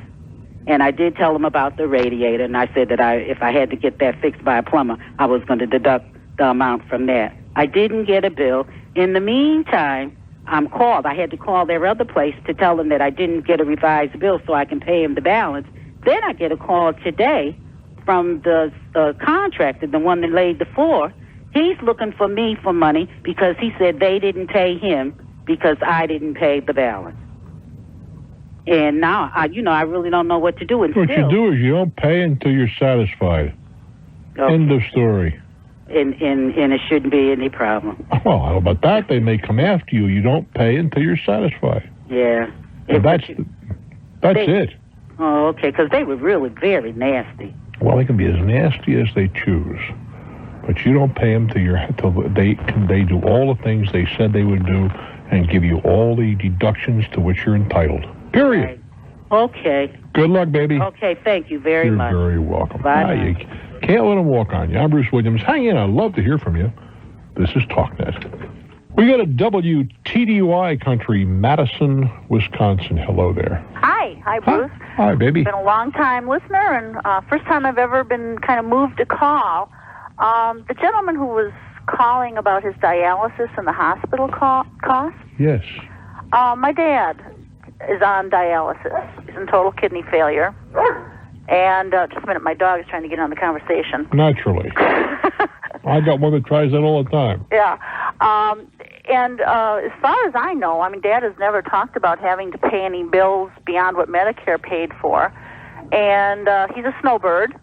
And we took him down to Florida and set him up down there. And now in Florida, he's paying cash up front for his dialysis because they won't bill Medicare. They told him he can bill it. So I know what he's paying down there, and it only comes to $40 a session. 120 bucks. That's 120 bucks a week. Yeah. Then Dad turns around and bills Medicare for it. And do they pay? Hold on. Do they pay it? Yeah. Medicare pays the balance? Yeah. I don't. I've had no experience. No, not the balance. They're paying the bill. Is that right? Yeah, but you're telling me it's $5,000 a year for what your father is receiving. Right. And he's on hemodialysis, which is where you go into the hemodialysis unit. They do it, as the gentleman said, through the arm. And it is different than what you asked if he could do home dialysis. Yes. That, I'm not sure what it's not called hemodialysis. It's a different type. Mm-hmm. And they don't need a nurse, but they do need someone there to assist them with the hookup and to watch them. And they have to have stocks and stocks of the stuff that they run through their system. Mm-hmm. And but the numbers that you're talking about do not add up to what he was not even close. Right. So something was missing there, and I guess if I would suggest that he ask the hospital for a complete itemization for that $20,000. Yes. And go back, because, like I said, something's missing unless he's been in for some major. There could be different levels of care and other things. There could be some other factors here. There could be, but I'm totally in the dark, so it's foolish for me to even make an observation. Yeah, but I wanted to mention, if he's still listening, I wanted to mention him that I know different parts of the country are probably going to have slightly different costs, but I can't imagine that it would be hundreds more than what Dad is paying in Florida. Thousands, not hundreds. Or thousands, right? Several thousands. Like we don't know the full medical And history, he was right? my suggestion is that he really get assertive. Also, some people that we were talking to said that you should talk with the hospital and see if they will accept the Medicare payment in lieu of. It's called accepting an assignment. Yeah, and you make that because I know Dad did that with his he had open heart surgery, and before he had that, he asked the cardiologist in the hospital if they would accept what Medicare would pay, and they didn't quite accept it, but they did bring their costs down somewhat to what he could afford. So these are things I think this gentleman could maybe investigate. You make some valid points, and I'm appreciative of you taking the time to call. You're welcome. Take good care, Thank sweetheart. you, and have a Merry Christmas. Thank you. Columbus, Ohio. Hello there. Hello. Hi. Hi, Bruce. I have a situation with a land contract deal that I would like to get some of your input on. I was approached in '92 by a relative who was about to lose his house and asked me if I wanted to take it over. And at the time, I couldn't do anything about since I had a credit problem, but I consulted with an attorney, and he advised me to do a land contract. He first then told me to go and do a title search to see if it would be worth it. If the attorney told you to do the title search? Yeah, he said that I could go and do one to save time because it was like an immediate thing. Well, why couldn't I'm just curious. I applaud your going to the attorney. I don't understand why he wouldn't do the title search. I think that because of the way he was doing it for me, it would have been a lot cheaper if I would have handled it that way.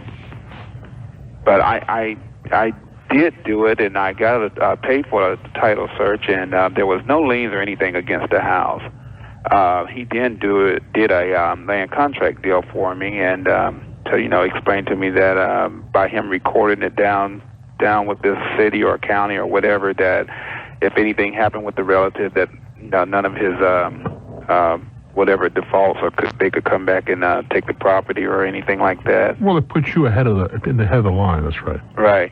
There are a couple of exceptions to that. But go ahead. Okay. Well, what I was concerned about is like 2 years on down the road. Now I'm at the point where I'm getting a mortgage on the house, and I was told I was accepted and everything and slated for closing, and they told me that something happened this year that a person put a lien against the house. Right. There was a company that put a lien against the house. That's very possible. Well, I then called the attorney back. The one that drew up the land contract was not there, but a partner in the place talked with me and told me that they didn't know whether or not the lien would be valid or invalid. Well, the fact that you have a land contract does not invalidate the lien. Okay. But what it does do is provide that if the money is there when the house is sold, if it was done appropriately, you'd be first in line. But then the lien would have to be satisfied at the closing when you buy it out of his equity. Okay. Even if there's no money going towards the original owner, if there is no equity, you're telling me. Well, the thing of it is that as far maybe I'm misunderstanding. Equity is the amount of the value of the house over what is owed on it. Right. How much is the mortgage that he has in the house? Okay, the mortgage on the house is balance is $42. And how much is the house worth right now? Valued at $86. Well, and what about that other $40,000? Where's that going? Well, thing of it is that I have no problem with them taking it out, but I'm just. Without regard to that, where is that $40,000 going? Oh, it would go to me. Why to you? Well, under the situation in which. What did you pay for that? What was the land contract? What did you pay for it? I paid. What did you agree to pay? Okay, the agreement was that the relative wanted me to give him $3,500, and pay the back. Mortgages, that the back notes that he had missed, and I had to take care of the maintenance of the house, which he had really let go down. Yeah, but you see... Well, I understand that as far as the as far as the equity being in his favor, but the way it was done is that the total everything would go towards me, and I'm I don't know how that sounds, but it was. How much was the land contract filed for? What price? My understanding is what was put into the land contract was the sale price of the house from my uncle to me. And how much was that sale price? I think it's something like, well, altogether it would have been almost $7,000 or $8,000. No, that would be the sale price of the house. Sale price of the house would be 40 or 50 or something like that. I'm sorry. Okay. I think you're going to find when the house closes that the lien will have to be satisfied. Okay.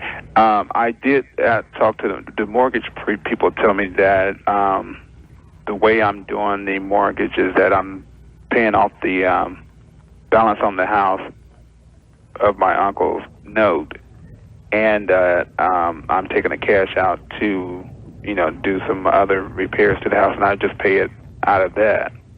But I was just wondering whether or not the lien was valid. I can't tell you that. Your attorney has to answer that. But if I had to hazard a guess, I'd say the lien is probably valid. Okay. Good luck, guy. Thanks a lot. It's the land contracts are not my way of going if I had any other choice. Now, sometimes bad credit, whatever, other things being factored in, you have no alternative. But as a buyer, it'll be our last choice. I'm Bruce Williams. I'll be here tonight from 10 p.m. through 3 a.m. taking your calls at 800-743-8000. That's 10 p.m. Eastern to 3 a.m. Eastern. I do hope we can get together. This is Bruce for Talknet. Wichita, Kansas. Hello there. Welcome. Bruce, thank you for taking my call. Well, you're very welcome. I have a question about an area that I just don't have any experience with. Recently, my wife was on a trip, and she rented a car for the day from a major rental company. And while at the shopping mall, all of the wheel covers were stolen. And she reported it to the authorities and, of course, to the rental people, which are now billing me for $268 to replace the wheel covers. She didn't take the collision damage waiver? No. Does she have the appropriate credit card? No. Okay. Do you have comprehensive on your own car? $500 deductible. Then get ready to check. Okay. If that, I'm prepared to pay that if that's what I'm expected to do. The contract makes you responsible for the car. I feel like I'm being treated a little bit like the person that stole the wheel covers, but... Well, they came out a little strong, huh? Well, anyway, if that's the way it is, that's... Well, I think that you're going to find that the contract, which none of us ever read... No, I can't read it now. Why is that? The copy that they sent me is illegible. It's too fine, I mean. But I mean, I've stood at many a rental car counter, as have you, I'm sure. And I can't I read the big stuff, but nobody reads the fine stuff.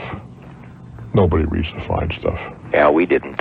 And you're kind of caught between I'm just curious. Do you rent very often? Pardon me? Do you rent a car very regularly? It was the first time. Oh, because it just seems to me it's such free to have the right credit card. Doesn't cost you anything for the collision damage waiver. With the appropriate credit card, why would one use anything other than? I think it's just a matter that it's something we're not used to doing, and... You know what I'm talking about, appropriate. What's that? Do you know what I mean when I say appropriate credit card?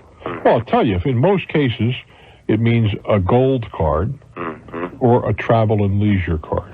Right. The one exception that I know of is the card that I advertise for, New Era's Bank card. They do give the collision damage waiver on a regular Visa or MasterCard. That is very, very unusual.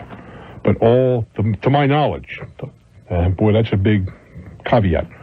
To my knowledge, all gold cards, meaning Visa, Master, and whatever. I'm pretty sure it was the other. What's that? The other card. American Express. I believe it was a Discover. Discover, I don't believe, offers the collision damage waiver. It just seems to me, if you rent a car, and you do it very often, Why in the world would you want a car that didn't give you all of the benefits? And the problem here is, and I would do the same thing in his own car, he carries $500 deductible. I do the same thing. I carry high deductibles, but sometimes that can be costly. Hey, we're doing our thing tonight from 10 p.m. to 3 a.m. I hope you'll join me. I'm Bruce. This is Talknet. A little bit of a handicap. How's that? Well, there may be scholarships in Chicago that somebody might just as easily be available. They might qualify for. Sure. Well, what I'm trying to do is I want to start off broad, but I want to have the opportunity to narrow it down for the student. So in other words, I can certainly have access, and I think everybody has access to the National Merit Scholarships and things like that. Yeah, but that isn't what those fellows with the databases peddle. Well, have you ever looked at their lists? No. Well, no, either you have or you haven't. I have not. Well, if you're going to do what you're doing, I take it you're relatively young. Yes. I want to spend some money. How you like that?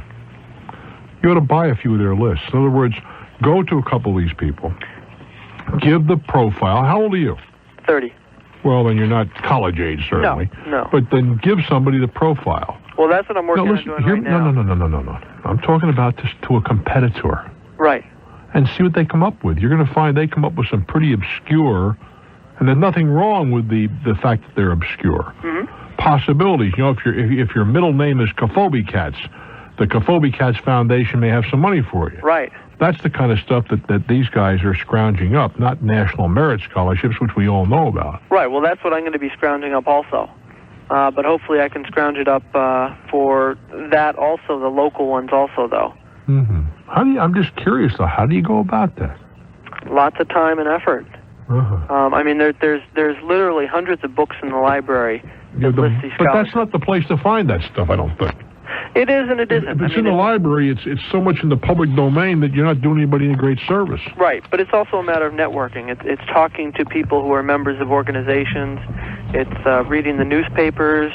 It's a lot of research, and I think that where I can be profitable at this is by doing that research for people. Because I'm not knocking it. I just think it's a Herculean task. Possibly, yes. Yeah. But I think I'm up to it. I'm excited about the process. Okay, go for it, guy. I can do. So what are you asking me? Well, I guess my question to you would be, what sort of experience have you had with the companies that sell the lists? And I've only had one personal experience, and that's a lot of years ago. Okay. And that worked out. It did work out? Yes, sir. It worked out for one of my kids. Good. So I guess my question to you would be, do you think it's a viable... Well, we're back to the same thing. You're computer literate, clearly, and I am not. Okay. But the expression that I can certainly understand is garbage in, garbage out. Right. If you can ferret out the appropriate information, if you can find scholarships that are available, that are lesser known, yes, then you can create you can provide a service. But the obvious, why should anyone pay for the obvious? Sure. We all know what a Pell Grant is. Right. There's no reason to include that, but we may not know about some foundation that only gives people of iron workers' children a scholarship. Exactly. That's the kind of stuff you're That's what I want to target. Well, the only problem that I have, what's your first name? Serge, the only problem I have with that is you may be plowing a field that's been plowed before many times. The research I've done, I found that that's not the case. Okay. And I'm willing. How did you do the research, Serge? How did I do the research? Yeah. Partially through putting myself through school, through helping put my siblings through school, or helping try to, looking for information for them. But did you ever inquire of one of these services? Yes. And paid the $50 or $60, whatever it is? On one occasion, yes. And what was the result of that? A lot of garbage. Was it garbage? A lot of garbage. Okay. That's what I was getting to, you see. Right. I don't know the answer to that because I've only done it once. The one time that we did it, it was fruitful. Good. Well, I'm glad to hear that. That gives me hope. I wish you will, Serge. Thanks a lot, Bruce. Hang in there, kid. There's always room for one more good service, and certainly there are lots of people looking to find other sources of revenue for college. No question about that. I'm Bruce Williams. I'm really pleased you're here. I am indeed. This is Talknet. We go down to Carroll, Iowa. Hello there. Hi, Bruce. Hey, how are you doing, guy? Pretty good. Thanks for taking my call. But my question is about life insurance. I'm 29 and single, maybe getting married within the next year and a half, 2 years. And I'm not sure whether to go with, term or whole life. Well, let's start with what's your first name? Jeff.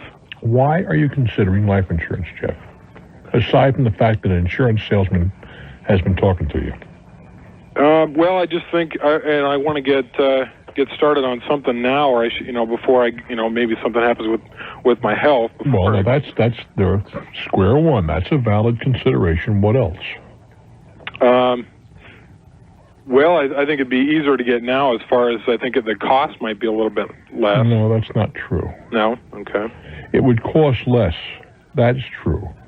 But the reason it costs less is because you are younger, but you're paying for coverage which you may or may not need now. Or put another way, let's take a $100, $1,000 worth of life insurance, whole life insurance.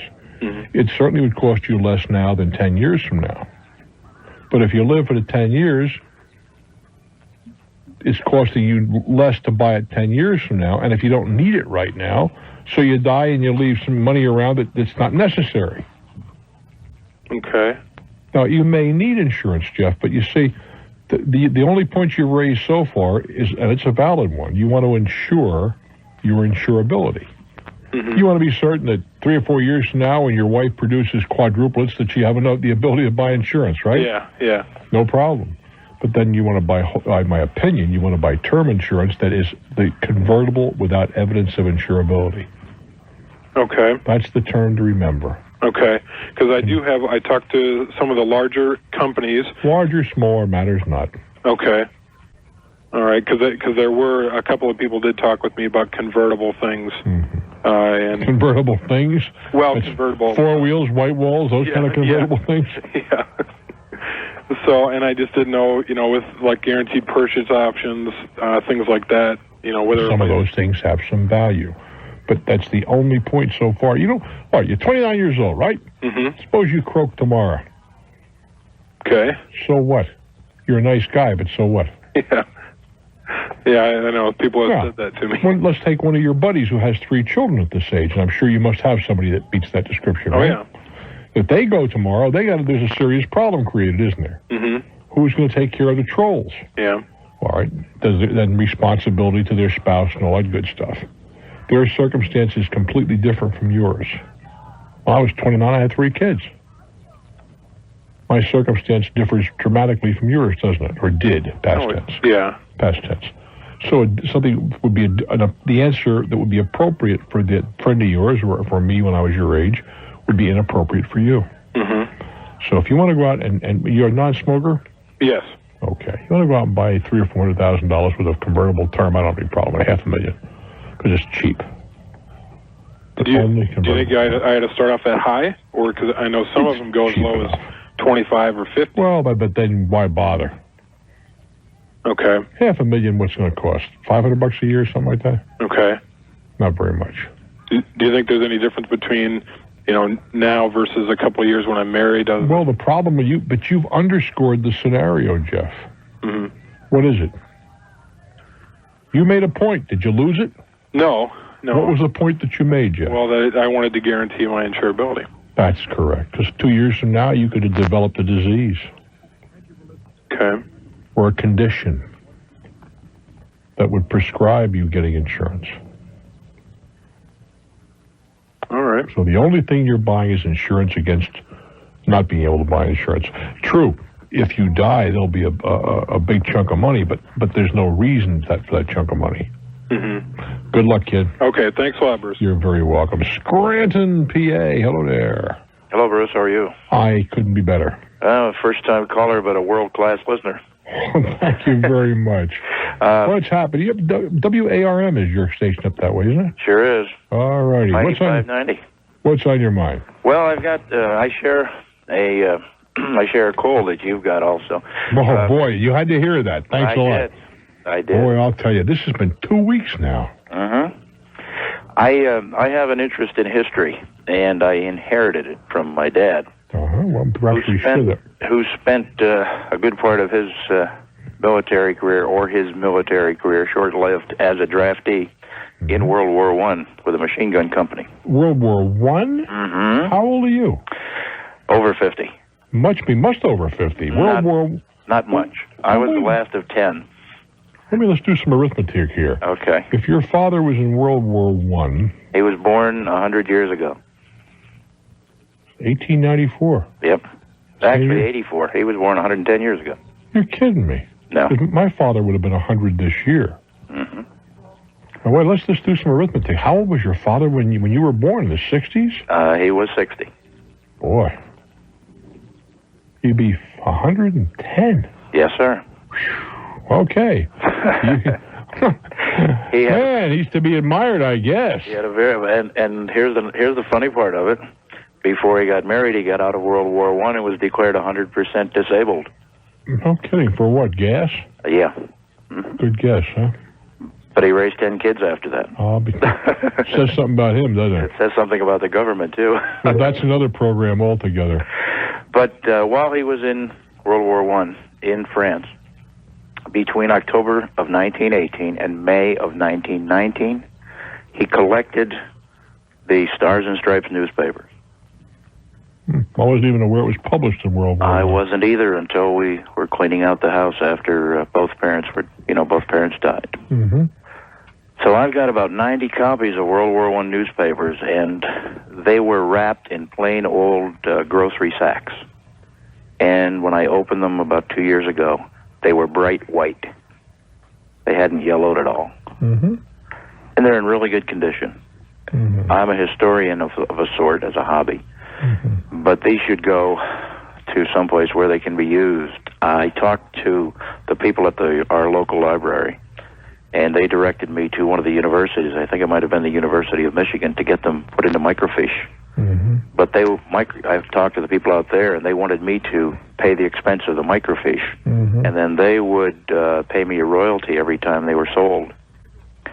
I don't feel totally comfortable with that, not because of the money, but I'd like to see these put to some sort of use somehow, if there is a use for them. I'm not sure what the use would be. I'm not sure either. The problem with a lot of for example, as you may know, I do a commercial for a company. I know, that prompted my phone call. That sells newspapers up to 120 years old for $39 and a half on any given date. That's right. Except historic dates. And I also know where those newspapers came from. I'm not at liberty to share that with you. I understand that. But what I'm getting at is it would appear that unless you have magic dates, old newspapers are not exactly something that's real valuable. Right. I think the value here is Stars and Stripes was only printed for a very short period of time during World War I. Mm-hmm. And, there are some historic dates. November 11th, 1918, when that was the day the war ended, Yeah, and we've got the Paris newspapers from those dates. Well, those are probably worth some money. Mm-hmm. But the other, I kind of doubt it. Years ago, well, not that many years ago, 30 years ago maybe, I bought some property, and I wanted to clean it up. It was 26 acres, I think it was, and there were a lot of buildings and all this sort of jazz, and I want to get them down, outbuildings. Right. And I burned, buried, and otherwise got rid of a lot of stuff in a relatively short, probably a year it took me to do it. But I have not forgotten that one of the things I thought would be of value, I didn't realize that the New York Times printed a Times magazine in the middle of the week back in the 20s. And they were all there. So I saved all those. But postcards I threw away, and pornography I threw away and burned. I came to find out that the 19th century pornography is worth a ton of money. More than the postcards. More than the property. And the postcards are worth $1 a piece, and I must have burned a couple 100,000 of those. Wow. And they were worth $1 and the 1920-odd newspapers? Yeah. They were worth what old newspapers bringing $1 at the time. No value. So who the hell knows? But I'm wondering, there are any number of magazines that you could ferret out at your your library. Right. That are devoted to collectibles. And that's a place where you can find ads, place ads, find dealers, and whatever. Well, I think it would certainly be worth your time to run down the library and see what you can find out. Yeah, when I can squeeze the time now. Well, that's another program. You know, that it's God's way of getting even. See, when you're younger, you have all the time in the world with no money and whatever. Then you get along, or you break 50 and maybe even lucky, and you've had a little bit of a success, and you have no time. And the gods who look after our lives grin. Our telephone number is 800-743-8000, 800-743-8000. We're going to be here from 10 o'clock this evening, Eastern Time, right through 3 in the morning. You are very cordially invited to join us. I'm Bruce Williams. This is Talknet. Hey, Buffalo, your turn. Hello. Hey, Buffalo, are you there? Fort Walton Beach, hello. Hello, Bruce. Yes, I thought maybe you were pushing the wrong button here. I am just fine, thank you. What's on your mind? Love your show. My wife and I built a home recently in a community of 30 houses. And in this community, there are 3 waterfront properties, each with about 100 feet of waterfront on the Intercoastal Waterway. Adjacent to our property, there is a 20-foot section of public beach that is available to the families who live off the water. 20 feet only? 20 feet only. What's that, for launching boats and that good stuff? Well, it's really hardly even large enough for that. There's no dock there or anything of the sort. You sort of back your trailer into the water, though, can't right. So there really is not much room for recreation, and therein is the problem. The developer of the property really has encouraged the people living off the water to utilize the beachfront behind our home and behind the other waterfront homes. Utilize it in what way? To pass on it, for walks, to walk their dogs there. Is this water that's dedicated and deeded to you? It is deeded to me to the water's line. The high water line, is that it? Mean high water mark, yes. Mean, only not the high water line, the mean high water line. Right. And what the law, as I understand it, says about that is that it relates to the 20-year average of what that mean high water line would be.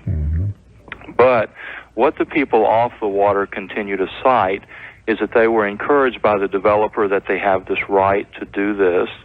And secondly, they call the zoning office or somewhere and supposedly are told that they have the right to pass and recreate in that area as if it were public. Well, they probably do on that area that is touched by the water. I had a similar problem with some ocean property that I once had an interest in. Right.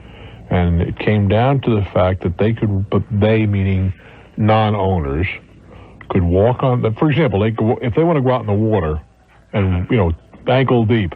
Right. Nothing you can do about that. I understand. And we lived on the water previously, and we would often have people, fishing or whatnot pass through in the water. The trouble is that they're up out of the water, sometimes 10, 15 feet up into our property. Well, the fact, let's separate things off just a little bit. Okay. First of all, I think you would be wise to you and the 2 or 3 neighbors, I'm going out of sequence here.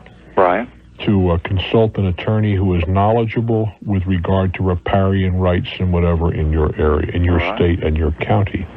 What the developer does or does not do has no bearing on anything. Okay. If the developer said they should all run up and down the beach throwing rice, I don't know if that would be an appropriate action. Right.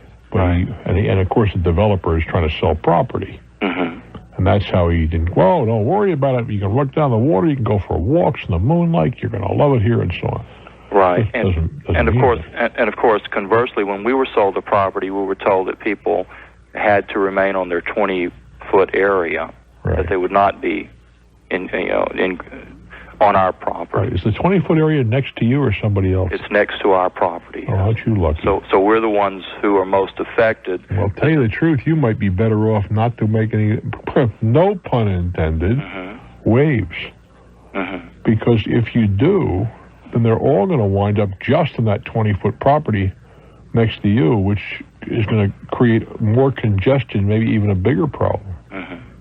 Maybe. I just want you to consider that. Yeah.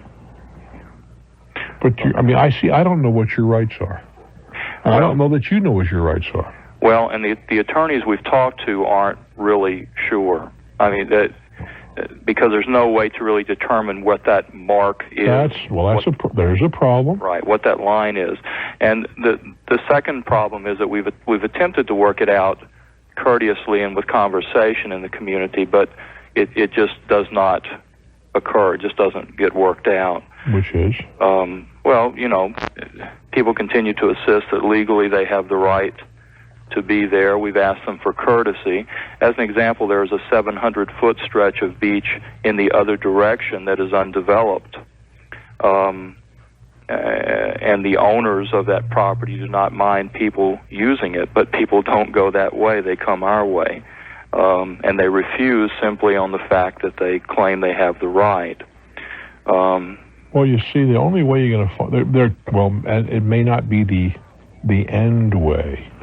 The way that it'll ultimately be decided if it has not already been done, which we don't know. Right. Is a court test. Right. That's what it takes. Law is not law until a court has upheld it. Right. And I have to believe in a state like Florida, where half the state is water. If you fly over Florida at a low altitude, all you see is water. Sure. And I have to believe that this is not the first time something like this has come up. Right. Whether the attorneys that you consulted are the appropriate attorneys is another matter. They may have never dealt with that. And a good attorney will say, look, this is not my area, but clearly there have to be people that specialize in this kind of a problem. Right. And now what I would do if it were me is I'd get hold of the county bar and tell them your problem. Okay. And if there's anybody in the bar association that has this expertise, and I have to believe there is. Yes. That's the guy or gal they'll put you in touch with. Okay. All right. I sure appreciate your time. Good luck. I can understand people are saying, well, what the hell are they to keep them off the beach and that kind of stuff. Right. But you're sitting there saying, as I did, we pay for this. Well, right. And, in the past when we lived on the water, lived on the bay, we never had this kind of issue ever. And so it's kind of different. It's not different at all, though, in terms of, it may be different for you. Right. But it is certainly not a new area. I can tell you that from some personal experience. Yeah. Okay. I do wish you well, Guy. Thanks a lot, Bruce. Take good care. I'm Bruce Williams. I'm very pleased you're here, and I do hope I can count on you being here from, something in the order of at 10 o'clock Eastern time this evening, right through 3 a.m. Recording time, of course. I'm Bruce Williams. This is Talknet. We go to the Lone Star State, Houston, Texas. Hello there. Morning, Bruce. How are you? Good morning. One of us has lost it. Hello there. I'm fine, thank you. No, it's an honor to call. First time call. I'm on the commute home. I can't believe I got through the first time. Long time listener. Yes, sir. You're on your cellular, huh? Yes. What's happening? I'm a 34-year-old executive, salary of $150,000 a year.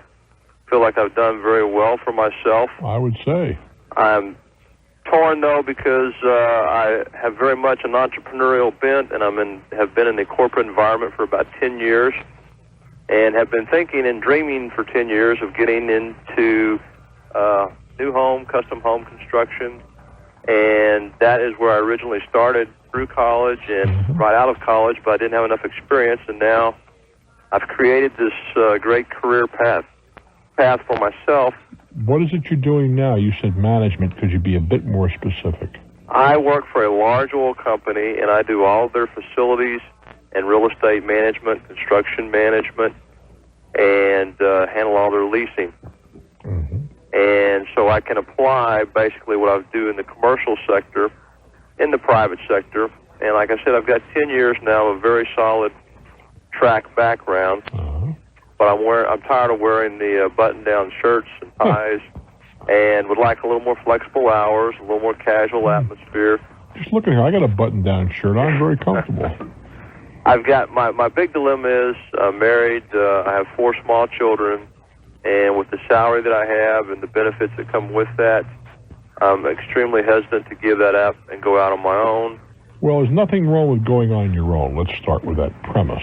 Okay. But your caution maybe is not uncalled for. You are earning a great deal more than the average bear. I'm sure you realize that you're in the top 2% of the country right now. Yes, I am. And I suspect, and correct me if I'm mistaken, but I'll bet you're living somewhere in that league. That's correct. All right.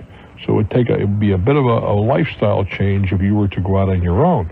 And the career path that you have mentioned is one that is charitably described as fraught with all sorts of problems. On the other hand, it is an enterprise where a ton of money can be generated if you do it right and get lucky. That's right. I've always aspired to do the best and to be the best and turn out a good work product. And I know there's a market and a section of people that are willing to pay for that. Yeah. And I feel of course, when the market starts to get a little soft, that's the first one to go. That's right. That's right. But I guess I'm still feeling somewhat unfulfilled. And if I don't take that chance, sometime in the near future, I feel that I'll be getting up in age there, and before you know it, I'll be past the point of wanting to go out on my own. Well, that may be, and that's kind of a sad. What do you have in the way of capital?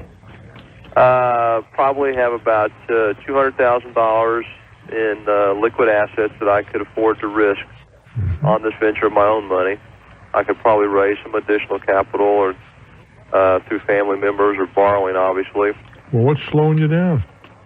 Like I said, the fear of taking that first step of having 6 months of no cash flow and or more. And I have friends that have done very well in that industry, and I guess the fear of knowing that these type of jobs don't grow on trees, and being able to, if I don't do well 3 years from now, being able to put myself back in this type of position.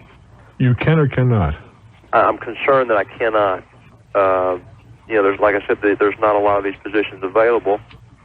But I'm just not feeling that entrepreneurial needs being satisfied. I've looked at a gross that I think I'll need to make, probably a gross of $1 million or $1.5 million to net what I'm making now, and hopefully more enjoyably make. And I just wanted to say, I've looked at the health care insurance, I've looked at life insurance, I've factored in all those things. I wonder if you could give me some little insights that may sway me one way or the other. I wish I could, but I can't. I have to start out. I've always been self-employed. The only time I've ever worked for anybody else for any period of time was when I was in the Air Force, working for the government, and this excursion. And even here, doing what I'm doing, you are technically not self-employed, but as a practical matter, you almost are. Mm-hmm. There's nobody looking over my shoulder, getting me here on time, or making sure I'm sober and awake and all that kind of good stuff. It's up to me to do that, as it should be. On the other hand, there's in this particular situation, there's no capital risk on my part. The other businesses I've been in, clearly there were some risks. I was Christmas shopping today. Really, that's not totally accurate. A very close friend and I have, for the last quarter of a century, gone into New York City one day to go abstentiously go Christmas shopping. But we just kind of wander around and look at the lights and spend a couple of dollars, and then the high point of the day is we go to a very expensive restaurant and have lunch. Right. And then we flip to see who pays. Now, I'd rather win that bet than $10,000 at a card game. I mean, it's just it's the high point of my life, and I won today.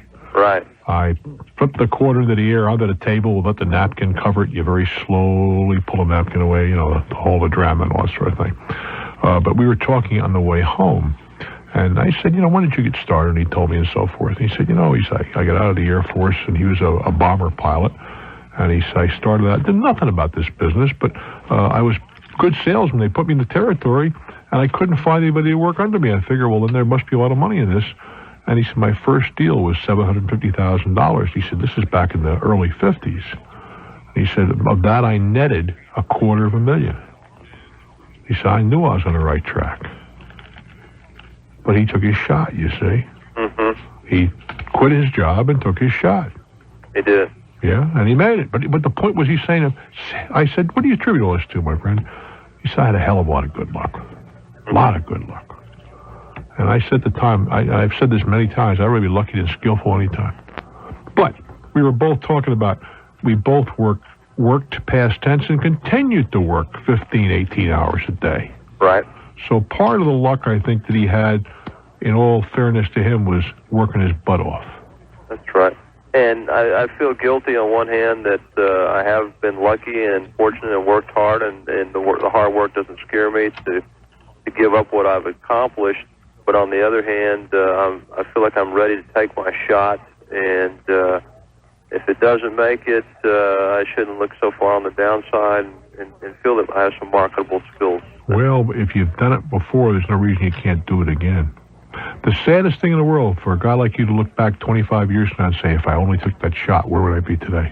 Mm-hmm. Now, I've gone for it so many times I can't count. But I'm not going to tell you whether you should or you shouldn't. I think you know the answer to that. But I'm not about to tell you. I can only tell you that I had never regretted it for a moment. And in my friend Al's words today, he said I wouldn't change a thing. I'd do it all over again. I'm Bruce Williams. This is Talknet. We had a caller previously, I believe it was from Scranton, Pennsylvania, had a whole bunch of stars and stripes from World War I. We had a call from our affiliate, Art Parker in WBCK in Battle Creek. He suggests that there are a caller called Armed Forces Information Service in Washington, D.C. They publish Stars and Stripes. They might be interested. Art, thank you so very much. I really appreciate it. All righty, to Barnstable. That's a great name. Barnstable. Not Barnstable, but Barnstable, Mass. Hello there. Hi, Bruce. Thanks for taking my call. You're very welcome. Got a question for you. I'm getting married in June, and we're trying to decide on a honeymoon spot. Well, I'm not going with you, so forget it. Okay. We've narrowed it down to 3 places: Hawaii, the Greek Isles, and Aruba. And well, either one 2 of the 3 I'm familiar with. I am not familiar with the Greek Isles. Okay.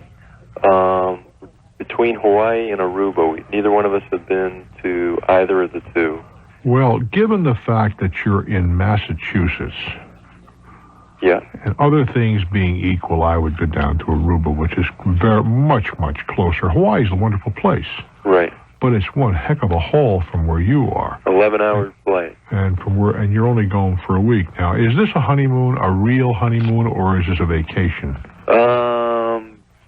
Hopefully both. Well, no, it can't be both. Can't be both. I'm trying to be... We're looking for fun. That wasn't what I'm trying to get to. How old are you? Early 30s. All right. Well, honeymoons, when your parents were going on honeymoons, were because people were not often intimate before they got married. You know what I'm saying? Yes, sir. All right. Is that the case now? Not quite. Not quite. So, well, do you see? I try to be delicate here, and you're laughing at me. But can you understand where the difference is? Yes, sir. I mean, it was a question of getting over all of the shyness and the rest of that stuff. That's what a honeymoon was all about 30, 40 years ago. Right. Today, it is more of a, boy, I'm pooped out from planning the wedding and getting through it, and let's go on a vacation. But if you wound up on a cruise ship with twin beds, it wouldn't be the end of the world. Right. Where in the former instance that I described to you, it would be pretty close to the end of the world. Okay, so you have been to Aruba then? I was in Aruba earlier this year. I'm trying to think the last time. Okay. Aruba's a pleasant island. Yeah. There's not, if you want someplace to rest up and whatever, it's a good place to do that. They do have casinos. They have some decent restaurants. They have good beaches. We're looking for a lot of activities, water. A lot of activity? A lot of water skiing, sailing. Oh, water sports you'll find plenty of. Okay. Nightlife. Mobile, Alabama. Hello there. Hi, my name is Art from Mobile. Yes. I have a question about an aircraft. What kind of an aircraft? It's a Cessna Cardinal. I understand you're an aficionado. I know. Well, I'm not an aficionado, but I've flown a Cardinal. It's a nice little airplane. Yeah, except that you don't have a whole lot of room in there because of that cantilevered wing. No, actually, it's pretty roomy for 4 people. It's a 68 Cardinal. Okay, I think you would agree because of the way they had to put the extra strength in that wing because of no struts. They take a little headroom away. Well, I guess I'm short, so it doesn't bother me. Okay. To tell you the truth. Yeah, it's a good airplane, though. Cardinal's a good airplane. It's been nice. Although I don't understand why is it necessary? What was the advantage of taking the strut away? I don't think any. I think it was strictly a cosmetic thing. Okay. I think they were trying to compete at the time with Piper, and it was one of their... Piper's a low-wing airplane. Yeah, but I think they were just looking for something a little more sexy, as they called it. Okay. And that's why they did it. Yeah, there's a guy that has a real clean Cardinal where the FBO that I fly out of, and he keeps it inside the maintenance hangar. It's quite a nice airplane. Yeah, I bet. Well, my question is, I bought the aircraft in 1192, November 92. As a pre-purchase arrangement, it was just about time for the annual inspection anyway, so we agreed to split the fee for the annual in lieu of, just a simple pre-purchase agreement. The mechanic certified the aircraft is totally airworthy, and the books reflect that. This is back in when? 1192, November of 92. 2 years ago. Exactly 1 year later, 1193, it was due for an annual again. Coincidentally, I take it to the same mechanic who was, when I originally saw him, he was moonlighting. I take it back to the FBO where the aircraft is based, and he does the annual again. At that time, I'm told that the entire muffler system and exhaust system is illegal. Well, why? Because it had been soldered and welded, and that's against the FAA regulations. He didn't see this a year before, though, huh? Well, he claims that's he part of the story. He claims he didn't. He admits to me verbally that he missed it. Yeah. Well, now I end up spending X number of dollars. What did it cost to correct it? Well, the parts alone were about $550 plus the labor time, which I don't have to tell you is not cheap. Yeah, about $40 an hour. I think they were charging about $38 at the time. That's close. For $2, you make a liar out of me. I'm sorry about that. I'm sitting there thinking, yeah, it was $38, I think. Okay. Anyway, and it was several hours. Well, I was furious, complained to the boss of the FBO, and they sort of just shrugged their shoulders. Well, he wasn't working for them. Right, and I don't hold them live. I don't hold them. Yeah, they're not in this mix at all, as I see it. However, this past month, a week ago, I just had another annual. I took it to an independent mechanic, somebody I was referred, I got a reference for. Did a real thorough job and told me not only was the muffler illegal, at the time I purchased the aircraft, one of the magnetos that he put in was illegal. It was a Continental magneto, not a Lycoming. And we double-checked it by calling the company. It's Slick Magnetos. And it, in fact, is illegal to fly with it. Okay. Now, here is the same mechanic that did... It would appear the guy is not much of a mechanic. Well, or he had a very good friend selling a Cardinal, one of the two. Right. And it's hard for me to believe that I don't know, the exhaust system at the very best could be messy. A bad mag could spoil your whole afternoon. You sure could. I mean, I've been flying for about 35 years. It could ruin your afternoon. Yes, indeed. Well, the exhaust system, the other problem is you can end up with carbon monoxide poisoning. Well, and that's the FAA's reason for having it replaced. You cannot weld or solder these things. Okay. To make a long story short, I guess what I'm asking is, what recourse I don't think you have any. You don't think I have any? I don't think so. All you can say is, give it my best shot. The fact that, I'm a qualified mechanic, and I forget what they call them now. They got a different name for them. It used to be a airframe or A&E. He's an AM2, yeah. But the point being that I don't think there's much you can do about it. You don't think I can complain to the FAA and take them to civil court? And what are you going to... first of all, you got any money? Do I have money? Does he have any money? I don't know. I would think the parts and labor just for the two items alone run about $1,300 or $1,400. I was going to say $1,500. Yeah. I doubt if it's worth going after. Even in small claims court? Well, look, you can pursue it. I don't think you're going to go very far. The other question I have is does would the FAA have interest in a mechanic that twice certified an aircraft as airworthy? Well, that's a good question. Now, that's another... I mean, especially in this day and age. Right. In view of the last few weeks. You're right. Yeah, I think the FAA... I tell you the truth, from an emotional standpoint, I fly my family around in this thing. Well, how about yourself? Don't you worry about your own butt, too, I hope? Of course I do. Of course, but I'm just saying, there's a safety issue here, too. Yeah, I understand what you're saying. And I wonder if this mechanic did this to my aircraft, how many other aircraft? That's another... Listen, calling it to the attention of the FAA would not, in my opinion, seem untoward. As to the civil remedy, that's up to you. Let me ask you a couple questions. Sure. What's the horsepower at a Cardinal? The one I have is a 150. It's one of the original Cardinals. Let's see. It's a Lycoming 320 150. At a variable speed or constant speed? No, it's a constant speed. Constant. Fixed pitch. It's fixed. Okay, yeah, it's a simple fixed pitch, fixed gear. Simple airplane, not complex. Very simple airplane. Well, I mean, as opposed to complex, what I'm trying to get to. Yeah, I've flown them all. It's a simple airplane. What do you cruise at, that thing? It does about 110 knots. About the same as a 172, somewhere in that Almost ballpark. exactly. In fact, there's really no difference between that and a 172, except it probably looks a little sleeker. Without the strut? Yeah. Interesting. I'm looking for an airplane. It's a clean, beautiful airplane. Is it? Oh, it really is. We keep it immaculate. And problem with that, when you get into something like a Hawk, it's just too slow to go anyplace.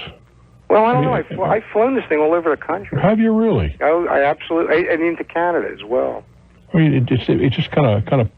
It's a full IFR aircraft. Yeah, but I mean, that's by choice. And we've flown it. Listen, 3 hours, for instance, it beats 12 hours driving. You know. Well, 3 hours is not going to get you 12 hours. 3 hours is going to get you about three and a half. For instance, where I live in Mobile, down to say St. Petersburg, Florida, is about a 10 or 11 hour drive. Takes me 3 hours and 10 minutes to fly there. To get to St. Pete? Yeah. Is that right? You fly right over X-41 then?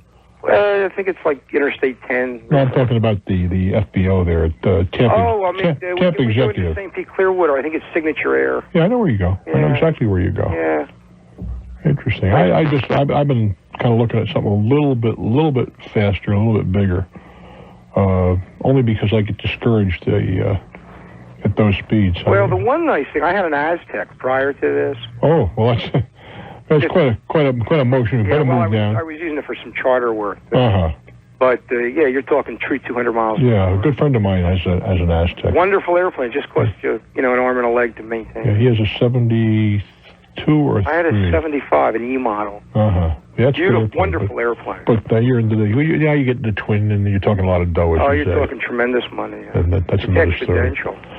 Hey, it's been good talking to you, my friend. I hope it works out well. At the very least, I think the FAA would be interested in a guy that missed what could be some very serious deficiencies. Keep those wheels up. I'm Bruce Williams. This is Talknet. Las Vegas, Nevada. Hello there. Hi there, Bruce. Hi, how are you? Fine, thank you. My question is a fundamental how do you fight City Hall kind of question. My situation involves my son, who's 10 years old, and another 10-year-old boy who are both special education students with severely emotionally challenged backgrounds. Mm-hmm. And they were both severely physically assaulted by a transportation aide who was assigned to their bus to protect them. And my question is... Well, the word assaulted can get away from us sometime. Give me some idea what went on here. What went on is these two boys were throwing paper back and forth on the bus and doing things they were being silly. They shouldn't have been doing it. They admitted it. Just being silly, that's it? Being silly. The bus aide started to hit my son over the head with a rolled-up catalog to try to get him to stop, and when he didn't stop, slapped him across the face.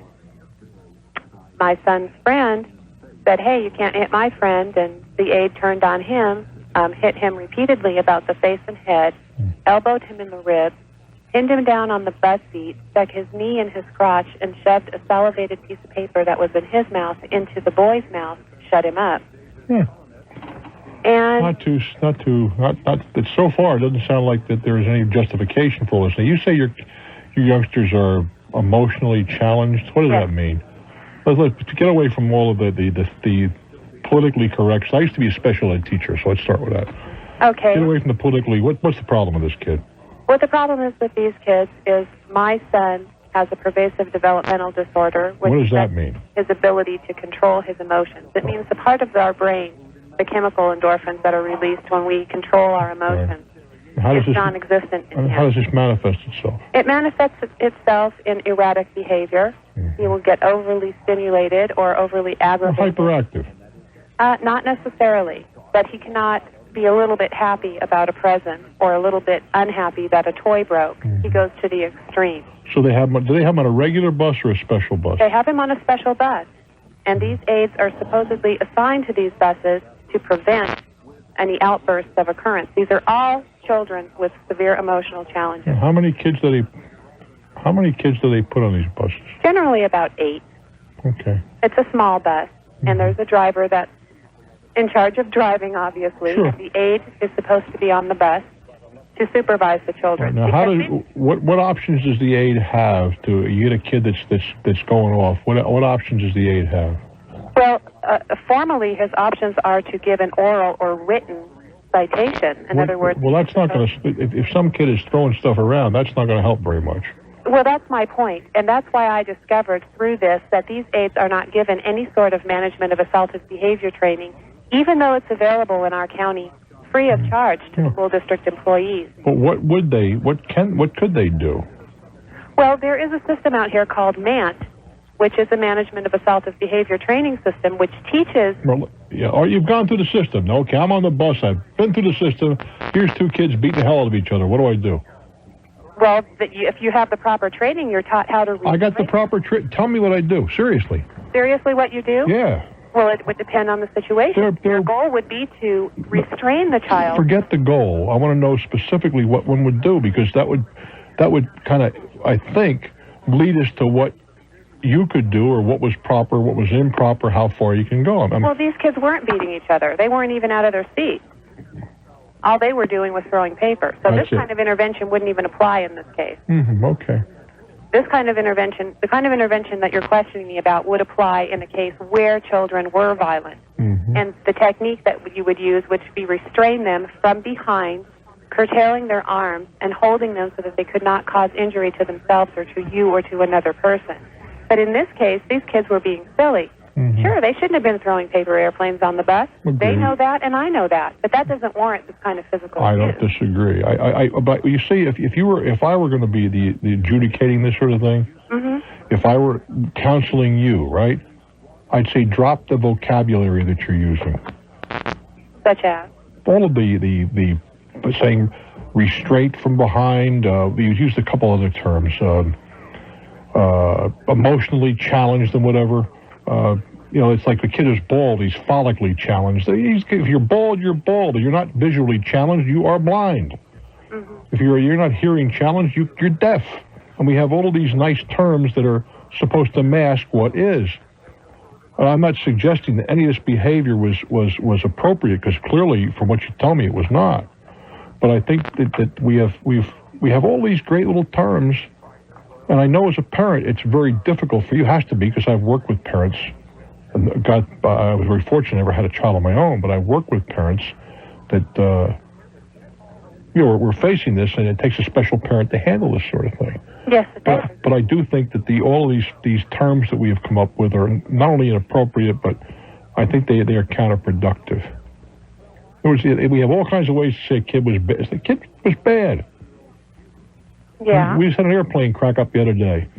If a pilot error was it, you say pilot error. He blanked up. Yes. That's all you can say. Yes.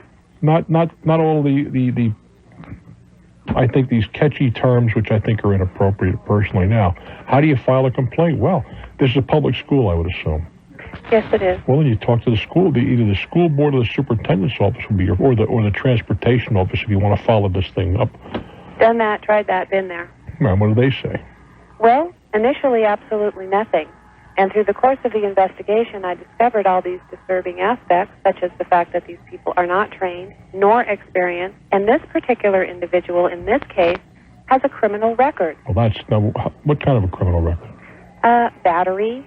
Well, in that case, clearly they just screwed up hiring somebody like that. Oh, yes, That's but absurd. he's not the only one. I was told by the Director of Personnel and Hiring, and I quote, that a person's criminal history does not necessarily bar them from consideration for employment. Well, for employment, no. But I extend that. But working with children? Oh, fine. That's his position, to hire but people you to work understand what I'm saying, that a criminal background should not of necessity obviate employment of some sort. But I don't think it would be appropriate work, particularly someone who had a background in violence, to work with kids. That's absurd. Good. Then we agree on that point. Why did they hire him? I don't know. I don't know I either. also found out that he is illiterate, cannot read or write. So how is he to know the bus rules and effectively enforce them. Obviously, somebody really screwed up hiring this character. Yes, and guess what it took for us to get this character fired? Everything under the sun. We went through, the other mother and I are working together on this, and we went through, starting at the bottom, and worked our way through the school district to the superintendent of schools, and have even gone before the school board with this issue. Well, that would be the appropriate chain of command. Yes, but isn't it interesting that each higher up we went to didn't know because his subordinate didn't tell him what was going on? Well, I can understand that too. Depending on the size of the district, I mean, this is extremely important to you, as it should be. On a scale of 1 to 100, I don't know where it would fit on the superintendent's list. Should be fairly high, I would think, but it's certainly not going to be his primary issue when he's looking after thousands of people. But, you know, it's interesting to me that if I were accused of child abuse, by the way, this man has been arrested and charged with 2 counts of child abuse. For what he did to these people. Is that right? Well, arrested and convicted are 2 different things. Fine. Do you want I don't agree. a child abuser riding on a school bus? Of course not. I think, though, would you agree that we've gone crazy about this child abuse thing? Well, there was a case where a woman smacked her kid in the supermarket, and the supermarket employee called up, and the woman was busted for child abuse. Yeah, I heard about that. And the kid was just being disruptive in the supermarket. I'll tell you something, I'm a child abuser. Let's start with that. Because I slapped my kids around when they were younger. If they got on the line, I gave them a clout. And I think they've all turned into very responsible adults, and we all, I think, love each other, and we had 3 out of the 5 of them work with me. I don't think it hurt them any to get a smack in the butt if they did something that was inappropriate. If they did something that warranted it by their parents. No, I understand. What I'm trying to get to is that issue of the supermarket. That's absurd. Do you have other children? Yes. Didn't you ever discipline one in the supermarket? Of course. I was in a liquor store, would you believe, today. And here's this kid. I swear, I was sitting at the counter waiting to get waited on. And here's this kid taking little wine bottles off the shelf and throwing them on the floor. And his father, who was getting a case of beer 4 hours away, Henry, put those all back. Oh, you got to be kidding me. Henry put them. If Henry was my kid, he'd remembered that trip to the liquor store for a long time. And I don't think that hurts a child. Well, I don't think corporal punishment is really the issue here. No, I don't. Look, let's start with this. The behavior was totally inappropriate. The fact that he was arrested doesn't mean a whole lot. He's got to be convicted. A lot of people are arrested. Until you're convicted, you're innocent. We have to agree on that. Well, that's our system. Fine, I agree with that because that's the way our system And that's works. what parents But why not take him away from the kids in the meantime? If I was suspected of child abuse, they would come in here and take my kids away until I could prove my innocence. But because it's a stranger, they allow him to continue to work. There are contradictions like that. The society is replete with contradictions of that kind where, on the one hand, they leave children with natural parents who are clearly abusing them and take them away from foster homes or adoptive homes. And there was that example that where not too long that didn't have child abuse, but where the natural father, who was not married to the woman, had already fathered a couple of other kids out of wedlock, wanted nothing to do with her when she was pregnant. She gave the child up, and then suddenly he decided he had an interest in the youngster, and ultimately the child was taken away from the adoptive parents. If you're looking for equity in law, it's not there. And the one thing you can do as a parent is to step in, as you did, and do what is appropriate. But I can't understand why. Why? I was told by the first person I talked to at the Department of Transportation for the school district that one little housewife isn't going to change the system. Well, let me tell you something. I don't appreciate that. Well, but you showed that one little housewife can raise hell, didn't you? Yes. You're to be congratulated for that. My mother and I have worked very hard on this. I have no problem with that. But why? Why is this happening? Why do we have to fight so fervently? Why didn't they step in? When I found out that this had happened before, and other special ed children and handicapped children had been assaulted by bus aides, and they did the same thing that they did to us. Too bad, lady. We'll put him on another bus so your son doesn't have to see him, but that's all we're Well, unfortunately, the system isn't perfect. And I will leave you with a thought. The school board is ultimately the responsible agency here, is it not? Yes. Then why don't you run for the school board? Run for the school board? Yeah. I'm having enough trouble putting a package together to present to them formally. I will tell you, when I went to raise hell in the city council one time, how old are you, dear? 32. Well, I was just about your age. And the mayor came up and said, if you're so smart, why don't you take my job? And 3 years later, I was mayor. People like yourself, I mean this in the best sense. Get involved. Pay your dues. I have been. No, you're not. Paying them for 2 months. Run for the school board. Get yourself elected. You can change things from the inside. But can I change them from the outside? Unlikely. You can raise a lot of heck, but the way to do it is from the inside. Trust me on that one. You're intelligent. You're articulate. Get on the board. Somebody's got to get elected. Why not you? Because it takes a lot of time. Yes, it does. But unless you're willing to invest the time, I have no sympathy for you. Well, that's what it's all about. I put 8 years of that nonsense in. It took a lot of time. I am willing to invest the time. That's not the issue. And also, I'll write some of your campaign material then. I really would like to know why it has to go to this extreme. That's the system that we work under. When they get phone calls like these, It is the system that we work under. So the system doesn't work. Well, yes, it does. Just as I am in favor, frankly, of term limits, but the argument that we do have term limits, vote the rascals out, is a cogent argument. I happen to believe there should be a little more stringent term limits. But the point being, if you're unhappy with the system, the way to get even is get into the system, get elected, and work from inside. And it does work, and you certainly are an intelligent woman, and I bet you could do it. Yes, it does take time. It takes sacrifice. But then you've earned the right to complain. I'm Bruce Williams. This is Talknet. I got a call from a school administrator on the break, which has made a couple of interesting points. And where was I? First of all, I was starting to make this when I lost my... It's difficult to get people to become bus monitors. You're not going to find PhDs that want to ride on a bus to keep kids down. But the answer might be, who more than this lady and her friend would be interested in these children? Let them either volunteer or apply for the job as the bus monitor.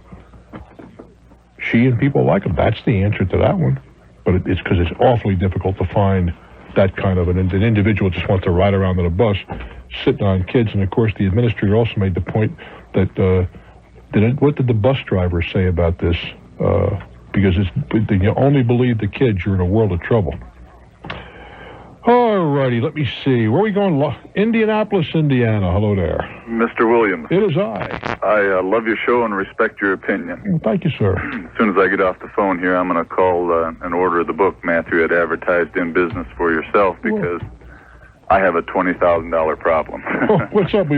I did spend a lot of time with that lady, and I don't have a whole lot left, so let's talk. Okay, make a long story short. I deal in the agricultural industry. I deal direct, and then I go through dealers. What do you do? I've got one. Pardon me? What do you do? What do you sell something? Or? Yes, sir. What do you sell?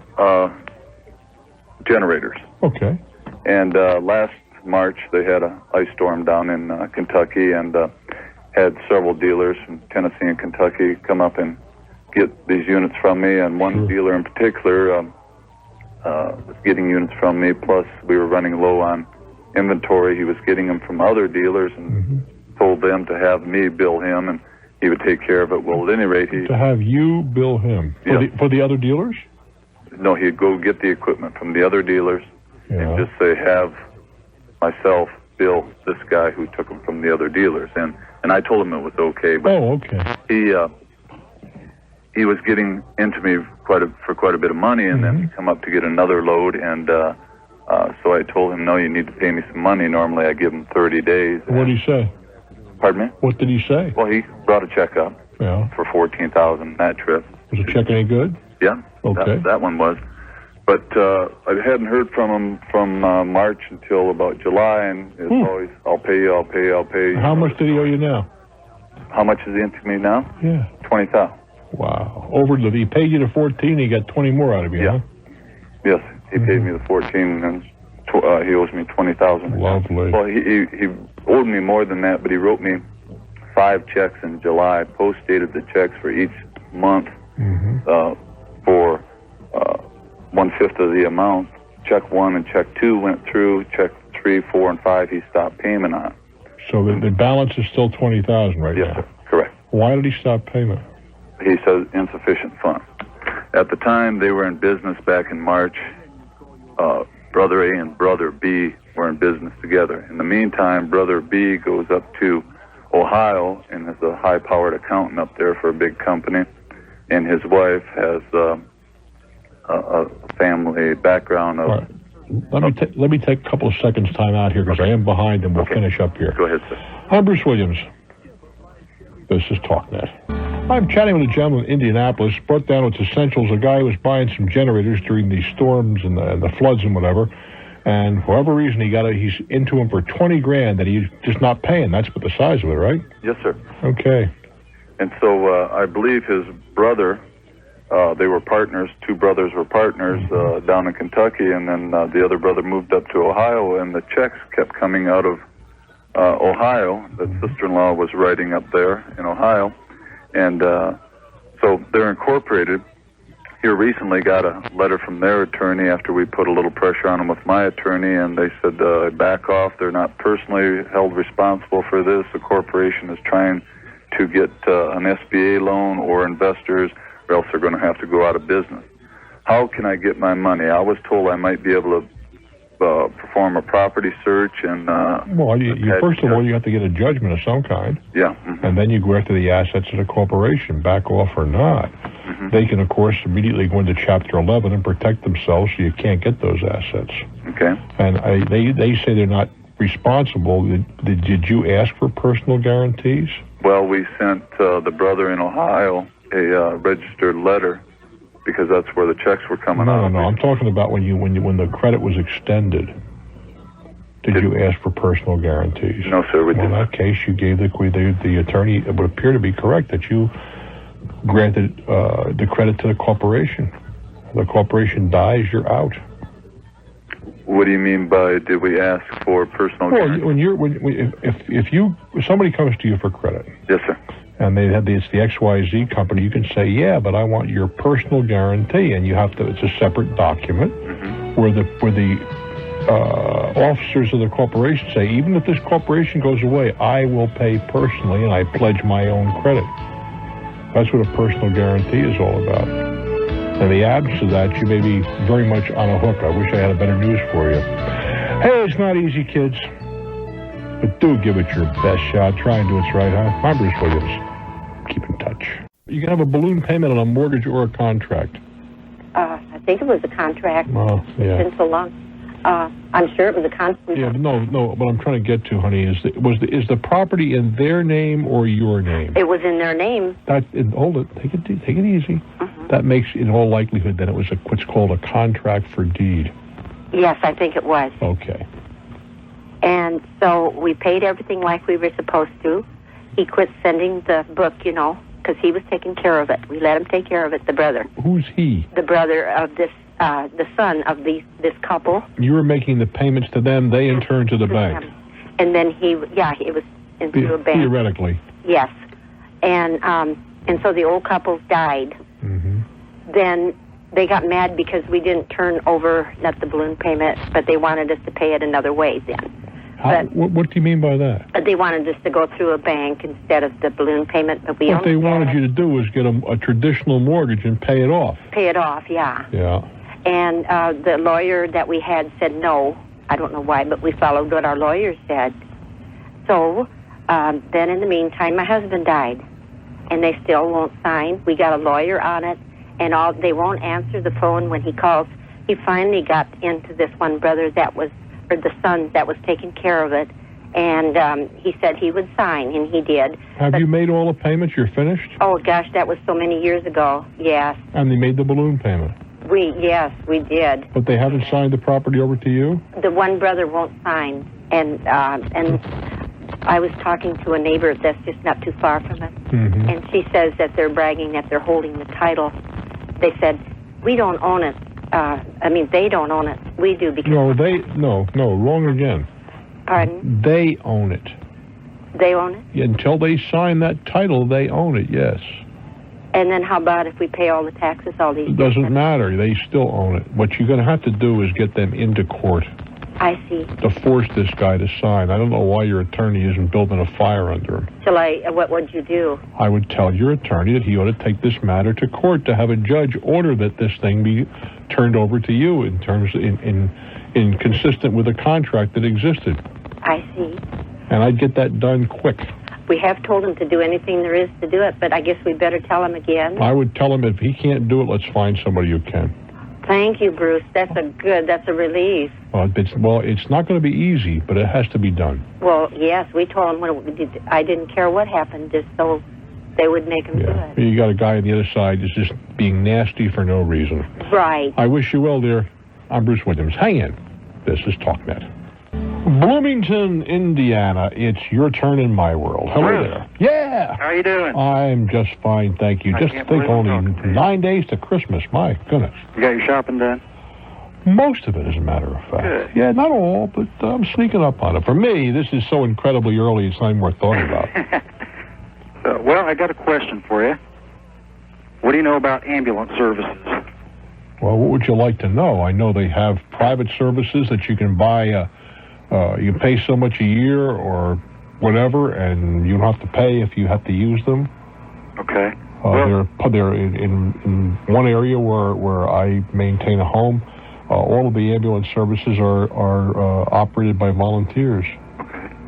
Well, I'll tell you, I just started a job in Martinsville, and they've offered me a position of director of the ambulance service. Is this a for-profit or non-profit? It's a private ambulance service.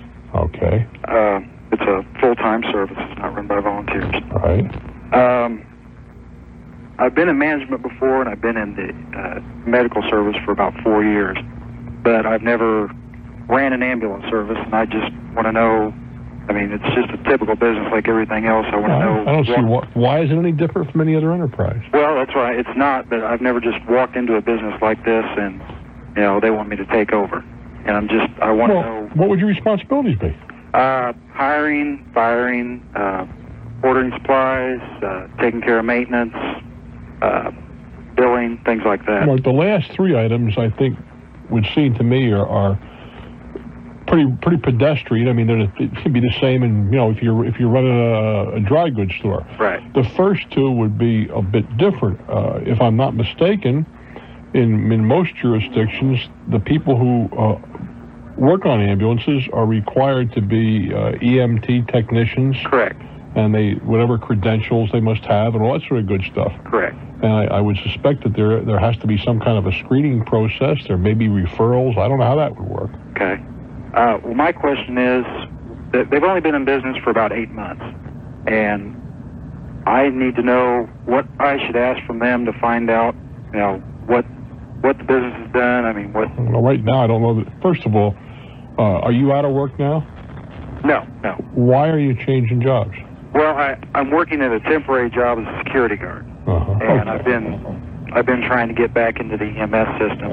Okay, well, that's a good answer. Okay. I mean, let's be being realistic. You can always get a job as a security guard. Right. So you're not giving anything up. No. I don't know if they can answer those questions very thoroughly. I mean, I guess one of the things you'd want to know is how well capitalized they are. Are they operating on a shoestring, or do they have the money? Why you? What have they been doing for the last 8 months? Who's been running this candy store? Well, they had a director when they first started, and he didn't work out. He couldn't get along with the other employees, and every time something came up, he was running to the owner of the company. And another guy that was working there, he agreed to take over until they could find somebody else. But he's in the process of going through paramedic school, which is, that's pretty much a full-time commitment. Mm-hmm. And he's just getting burned out because he's trying to work shifts and go to school and run the place. Mm-hmm. And are they doing any business? Yeah, they're starting out slow. There's one other competitor in the county, and the other competitor's been there for quite a while, so they're just now getting their foot in the door, starting to build up some clientele. Do they have the resources to for lack of a better way of putting it, sweat it out? I believe they do. They own 2 or 3 other businesses in town. They own a couple of nursing homes in town. Okay, well then that would seem, and they also have a built-in clientele if they have nursing homes. Right. To at least get them started. Right. What kind of money are they offering you? Right now, it's going to be about $350 to $400 a week. We haven't really got down to details yet. Mm-hmm. They just talked to me today. I was just going to start this job just to be a technician on the ambulance, and they mentioned today that they were getting ready to look for a director. I said, well, hey, let's talk. Yeah, that's something I've been wanting to do for about the last 4 years, I decided I like management and I like being an EMS, so I thought, why not put the two together? And I was really serious when I said it, and the next thing I knew, I was in the owner's office, and she was asking me if I'd like to take the job. Well, go for it. I don't think you have a whole lot to lose. Okay. So. Good luck with it, kid. Okay. Hey, just for the record, our radio station, every time there's a basketball game on here, they take you off and put the basketball game on. That happens. So I wrote them a letter telling them that some of us really don't care about basketball, and we'd rather listen to somebody a little bit more knowledgeable. But I haven't gotten a response back from them. I appreciate that. I really do.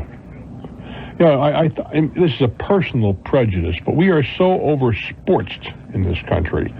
I mean, there are people that are ready to commit suicide because the hockey season's in jeopardy, because baseball, I wouldn't care if these guys who have kids' jobs never came back, very candidly, if baseball was never played. But I know communities vie like crazy to get a sports franchise. I'm not persuaded yet that having a sports franchise in your town is so good for it. A lot of that money that you spend, that gets spent, goes out of town, unlike other enterprises where the money gets recycled in your community. Springfield, hello there. Good evening, Bruce. Good evening.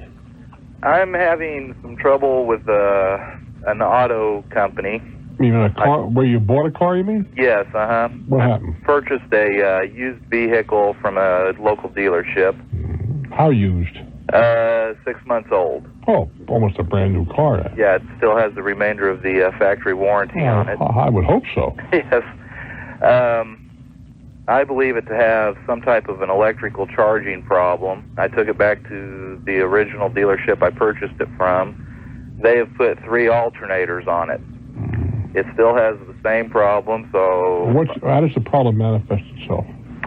When I come to a stop, at a stop sign or stoplight, whatever it be, when I'm running my accessories, my lights will dim, I can hear my fan motor slow down, and my alternator gauge drops real bad. That doesn't sound like an alternator to me. Well, anyway, I then took it to a second dealership, and they tell me there is no problem with this vehicle whatsoever. You gotta be kidding me. I want you to hold on, and I want you to hear how they explain that one. I'm Bruce Williams. This is Talknet. Springfield, are you still there? Yes, sir. You got a car. The car dies when you get to an intersection. You take it to a dealer, and the dealer says, oh, there's nothing wrong with this car. Did it die for him, or did it not perform? Well, no, it doesn't die. It's just that the electrical system dims itself a noticeable amount. Well, what is normal about that? Well, absolutely nothing. Not any car that I've ever owned or ever heard about. This second dealership I took it to told me that this was normal operation for this 4-cylinder engine in this vehicle. This is a deficiency, is what you're telling me. Right, and that's another story. That was something that I had to live with. I wasn't happy with that answer, so I tried to get in touch with their zone representative. That's been to no avail. I've contacted their customer service, and I was supposed to get back in touch with the second dealership and set up an appointment to meet. Well, I have been in touch with that dealership twice. Run that by me again.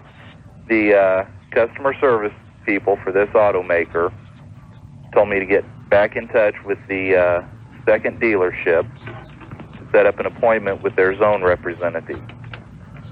Yeah.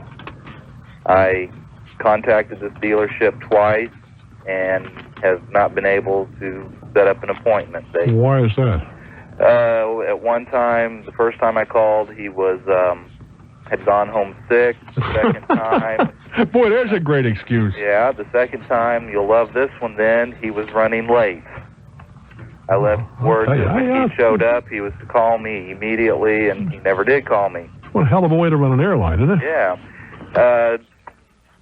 To top this, I then took it to a third dealership who said that they could help me. I took it into them, and they saw the problem. Yet this problem does happen while they are there, and they actually see it and tell me that the third dealership said it's normal. that they have trouble with it on the V8 engines. They didn't say anything about the 4-cylinder engines, which I have.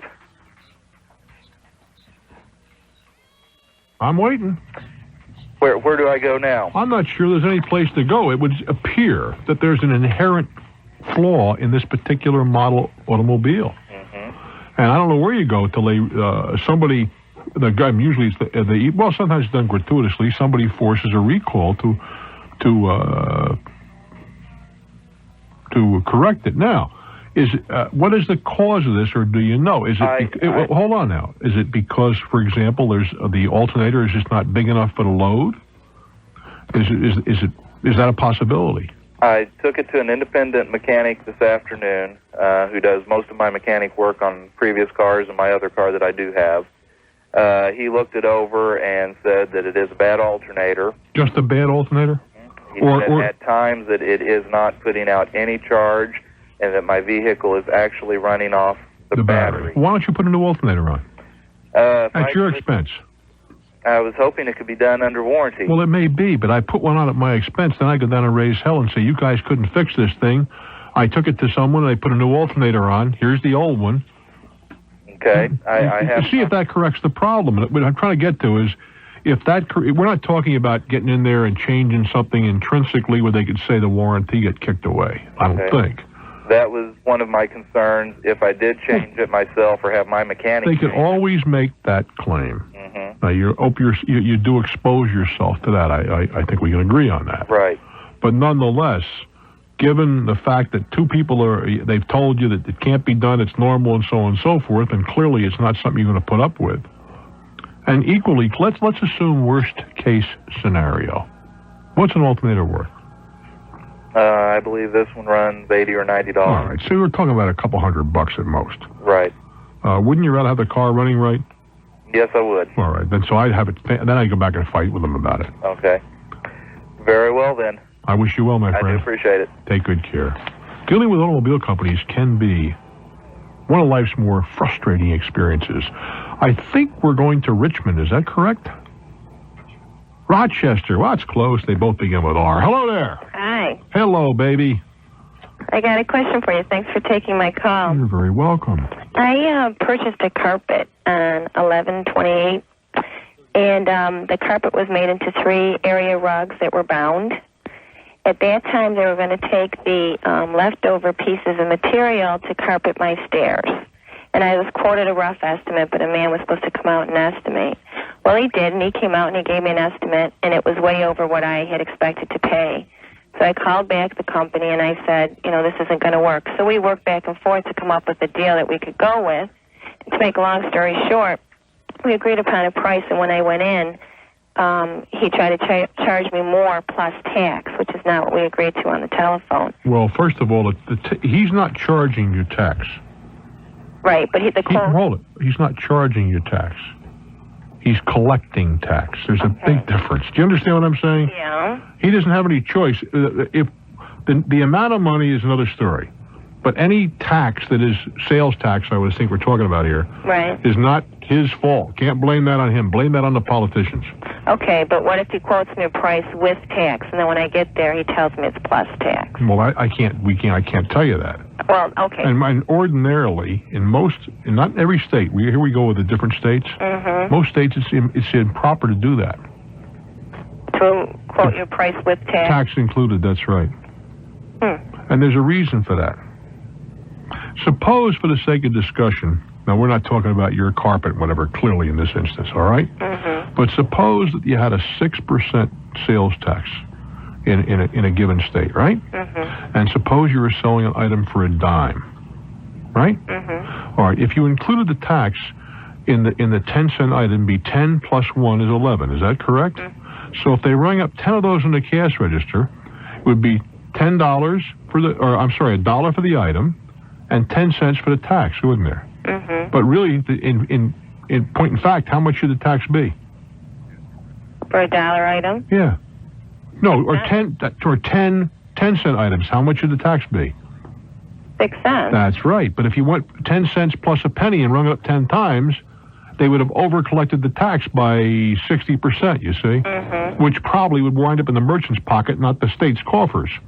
That makes sense. That's why you're not allowed in most states to include the tax. Well, and this... Unless you break it down and show. And even there, in most states, no. But anyway, that's the rationale, and it's not faulty. Go ahead. Okay. Well, that makes sense, but the prices he'd been giving me, he'd been telling me was tax. So, at any rate, when I talked to the general manager at this organization, we set up a time and date for the installation to take place. And when he came to install it, which was supposed to be today, he only came to measure. He didn't come to install. So to make a long story short, we've been going round and round and round, and I called the guy, and he told me I was making a big deal out of nothing, and I would have my carpet someday. And I told him, no, it's not going to... Did you say someday? Yeah, as soon enough, and I was making a big deal out of nothing. Well, someday you'll have gray hair, too. Yeah, right, exactly. And who cares if I was making a big deal out of Christmas? It doesn't matter. Oh, naturally not. You didn't need the carpet in your house for Christmas. No. Of course not. I think you are really a very unreasonable woman. Yeah, don't you think so? Absolutely. That's what he told me. So I told him I didn't want the carpeting on the stairs, and I didn't want any of the carpeting whatsoever. And he told me that the carpet that was bound was mine. Is it already in your possession? No. Have you paid him anything? No. Well, here's the deal. I had it on a credit card, so I called the credit card company, and they told me he's already been paid. Doesn't matter. It doesn't. It has nothing to do with anything. The fact that, first of all, you can't call a credit card company and put it in contest. You must wait until the bill comes. It did. Well, hear me out. Okay. and then I didn't make... Don't shoot me, kid. Sorry. I'm only the messenger here. I'm sorry. You can't do it on a telephone. Okay. The only thing you can do on a phone with a credit... Well, the only thing, in terms of the credit card company, is report a stolen or lost card. That you can do on a telephone. But as far as putting matters into contest, you have to wait until the bill arrives. Okay. Flip the bill over, and it tells you on the back of the bill what it is you must do to put it into contest. Okay. And it's real simple to do. And your position is going to be the merchandise was never delivered. That they billed you for merchandise that was not delivered. Okay. Because it hasn't been delivered, has it? No. Not in your possession? No. Okay. I refused the delivery because he was going to drop it today. But you did he attempt to deliver it? Well... No. Did he attempt to come in your door, Rap? No. He did not come to the house, but I told him not to. Well, I understand that. Okay. But your position is the merchandise was never delivered, the sale was never completed. But I can't imagine him telling you, well, what the hell, you'll have it someday. Oh, yeah. What was this? What was he thinking about? He told me I was being unreasonable, and that I was being ridiculous, and I was making a big deal out of nothing. But, I mean, why could he not do what you wanted him to do? Because in order to have the carpeting put down the stairs, they had to come and cut it and then send it out to be bound again, which they never told me about. That's his problem. Exactly.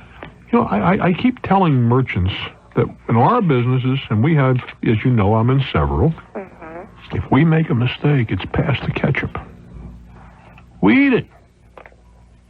Oh. I had a guy the other day tell me, well, hey, Bruce, they made a mistake. They quoted you. Tough. You quoted me a wrong price. Get the ketchup out. Start eating. That's your responsibility. That's what I would think. I mean, that's just... Unfortunately, they don't agree with me. Well, in that case, I think that they're going to... Worse now, how much was this whole deal going to cost? $1,500. So they lost a $50 sale. And they also...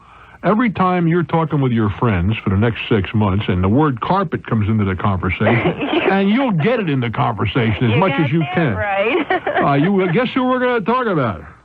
Their company. So that same guy will go out and spend $10,000 on advertising, and you're worth $20,000 with your big mouth. That's true. And I don't mean that pejoratively, or my big mouth. No, that's okay. Absolutely. Stupid. So you're saying if I turn the bill around on the back and I write down why I'm refusing this... I'm not going to tell you you're going to... No, wait. They will immediately take it off until it gets adjudicated. It's not an automatic. Okay. Then you got to go fight it out with him or with them. But your position is going to be consistent. They didn't deliver what they said they were going to deliver. Okay. That's why it's in contest. And you have no merchandise in your possession. Okay. I wish you well, sweetheart. Thank you. I'm Bruce Williams. Hang in for more Talknet. Let's try Nampa, Idaho, and see what's happening. Hello there. Hello. Always a pleasure to talk with you. Well, thank you very much. I just have a couple of quick questions.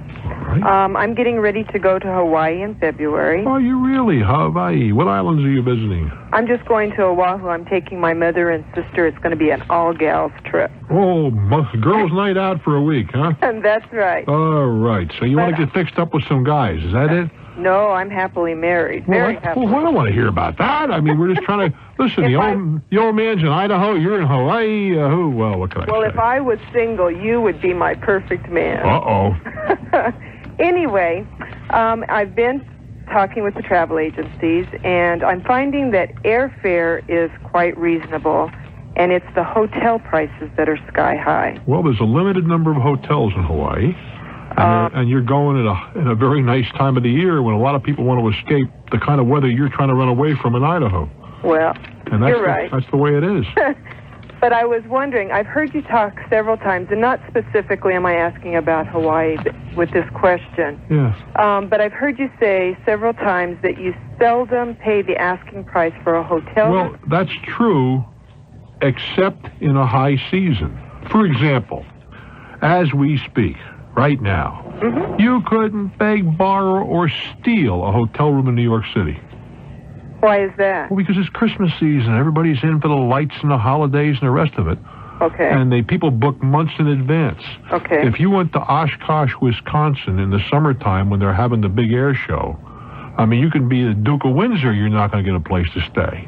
That I understand. Well, the same thing is true in a place like Hawaii in February. I understand that. But what I'm thinking about is when I'm on other trips. If I'm out driving and I pull into a hotel that's out in the boonies. Are you putting it into a hotel or a relatively inexpensive motel? Either one. Well, no, there's a difference. Okay. You're going to go to the low-end motels. Those rates are not negotiable in most cases. Okay. Then if I'm at a higher-end... A higher-end hotel, you can What kind of words do you say? Well, do you have a corporate rate? Do you have any specials on? How about a fat people rate? Pregnant senior citizen rate. What can you do for me? That's what you ask. Simple. And they usually go for it. They don't always go. It would depend on the demand. I've told this as an example when people have asked the question. I remember I was in Dallas one night, and I went to a hotel, and I've always been able to do well with negotiations. And they had a convention there. Now, there's no negotiate with them. Yeah. Not that night. Correct. But I got back in the car, went 2 miles away to a great first-class hotel and got 50% off. But do they say, what are you willing to pay? Sometimes. Okay. And what's reasonable? What's a reasonable comeback? I'm going to pay the least I possibly have to pay. You're wonderful. I learned so much from you. Look, all they can do is look down their nose and say no, which has happened to me. Sure. And so what?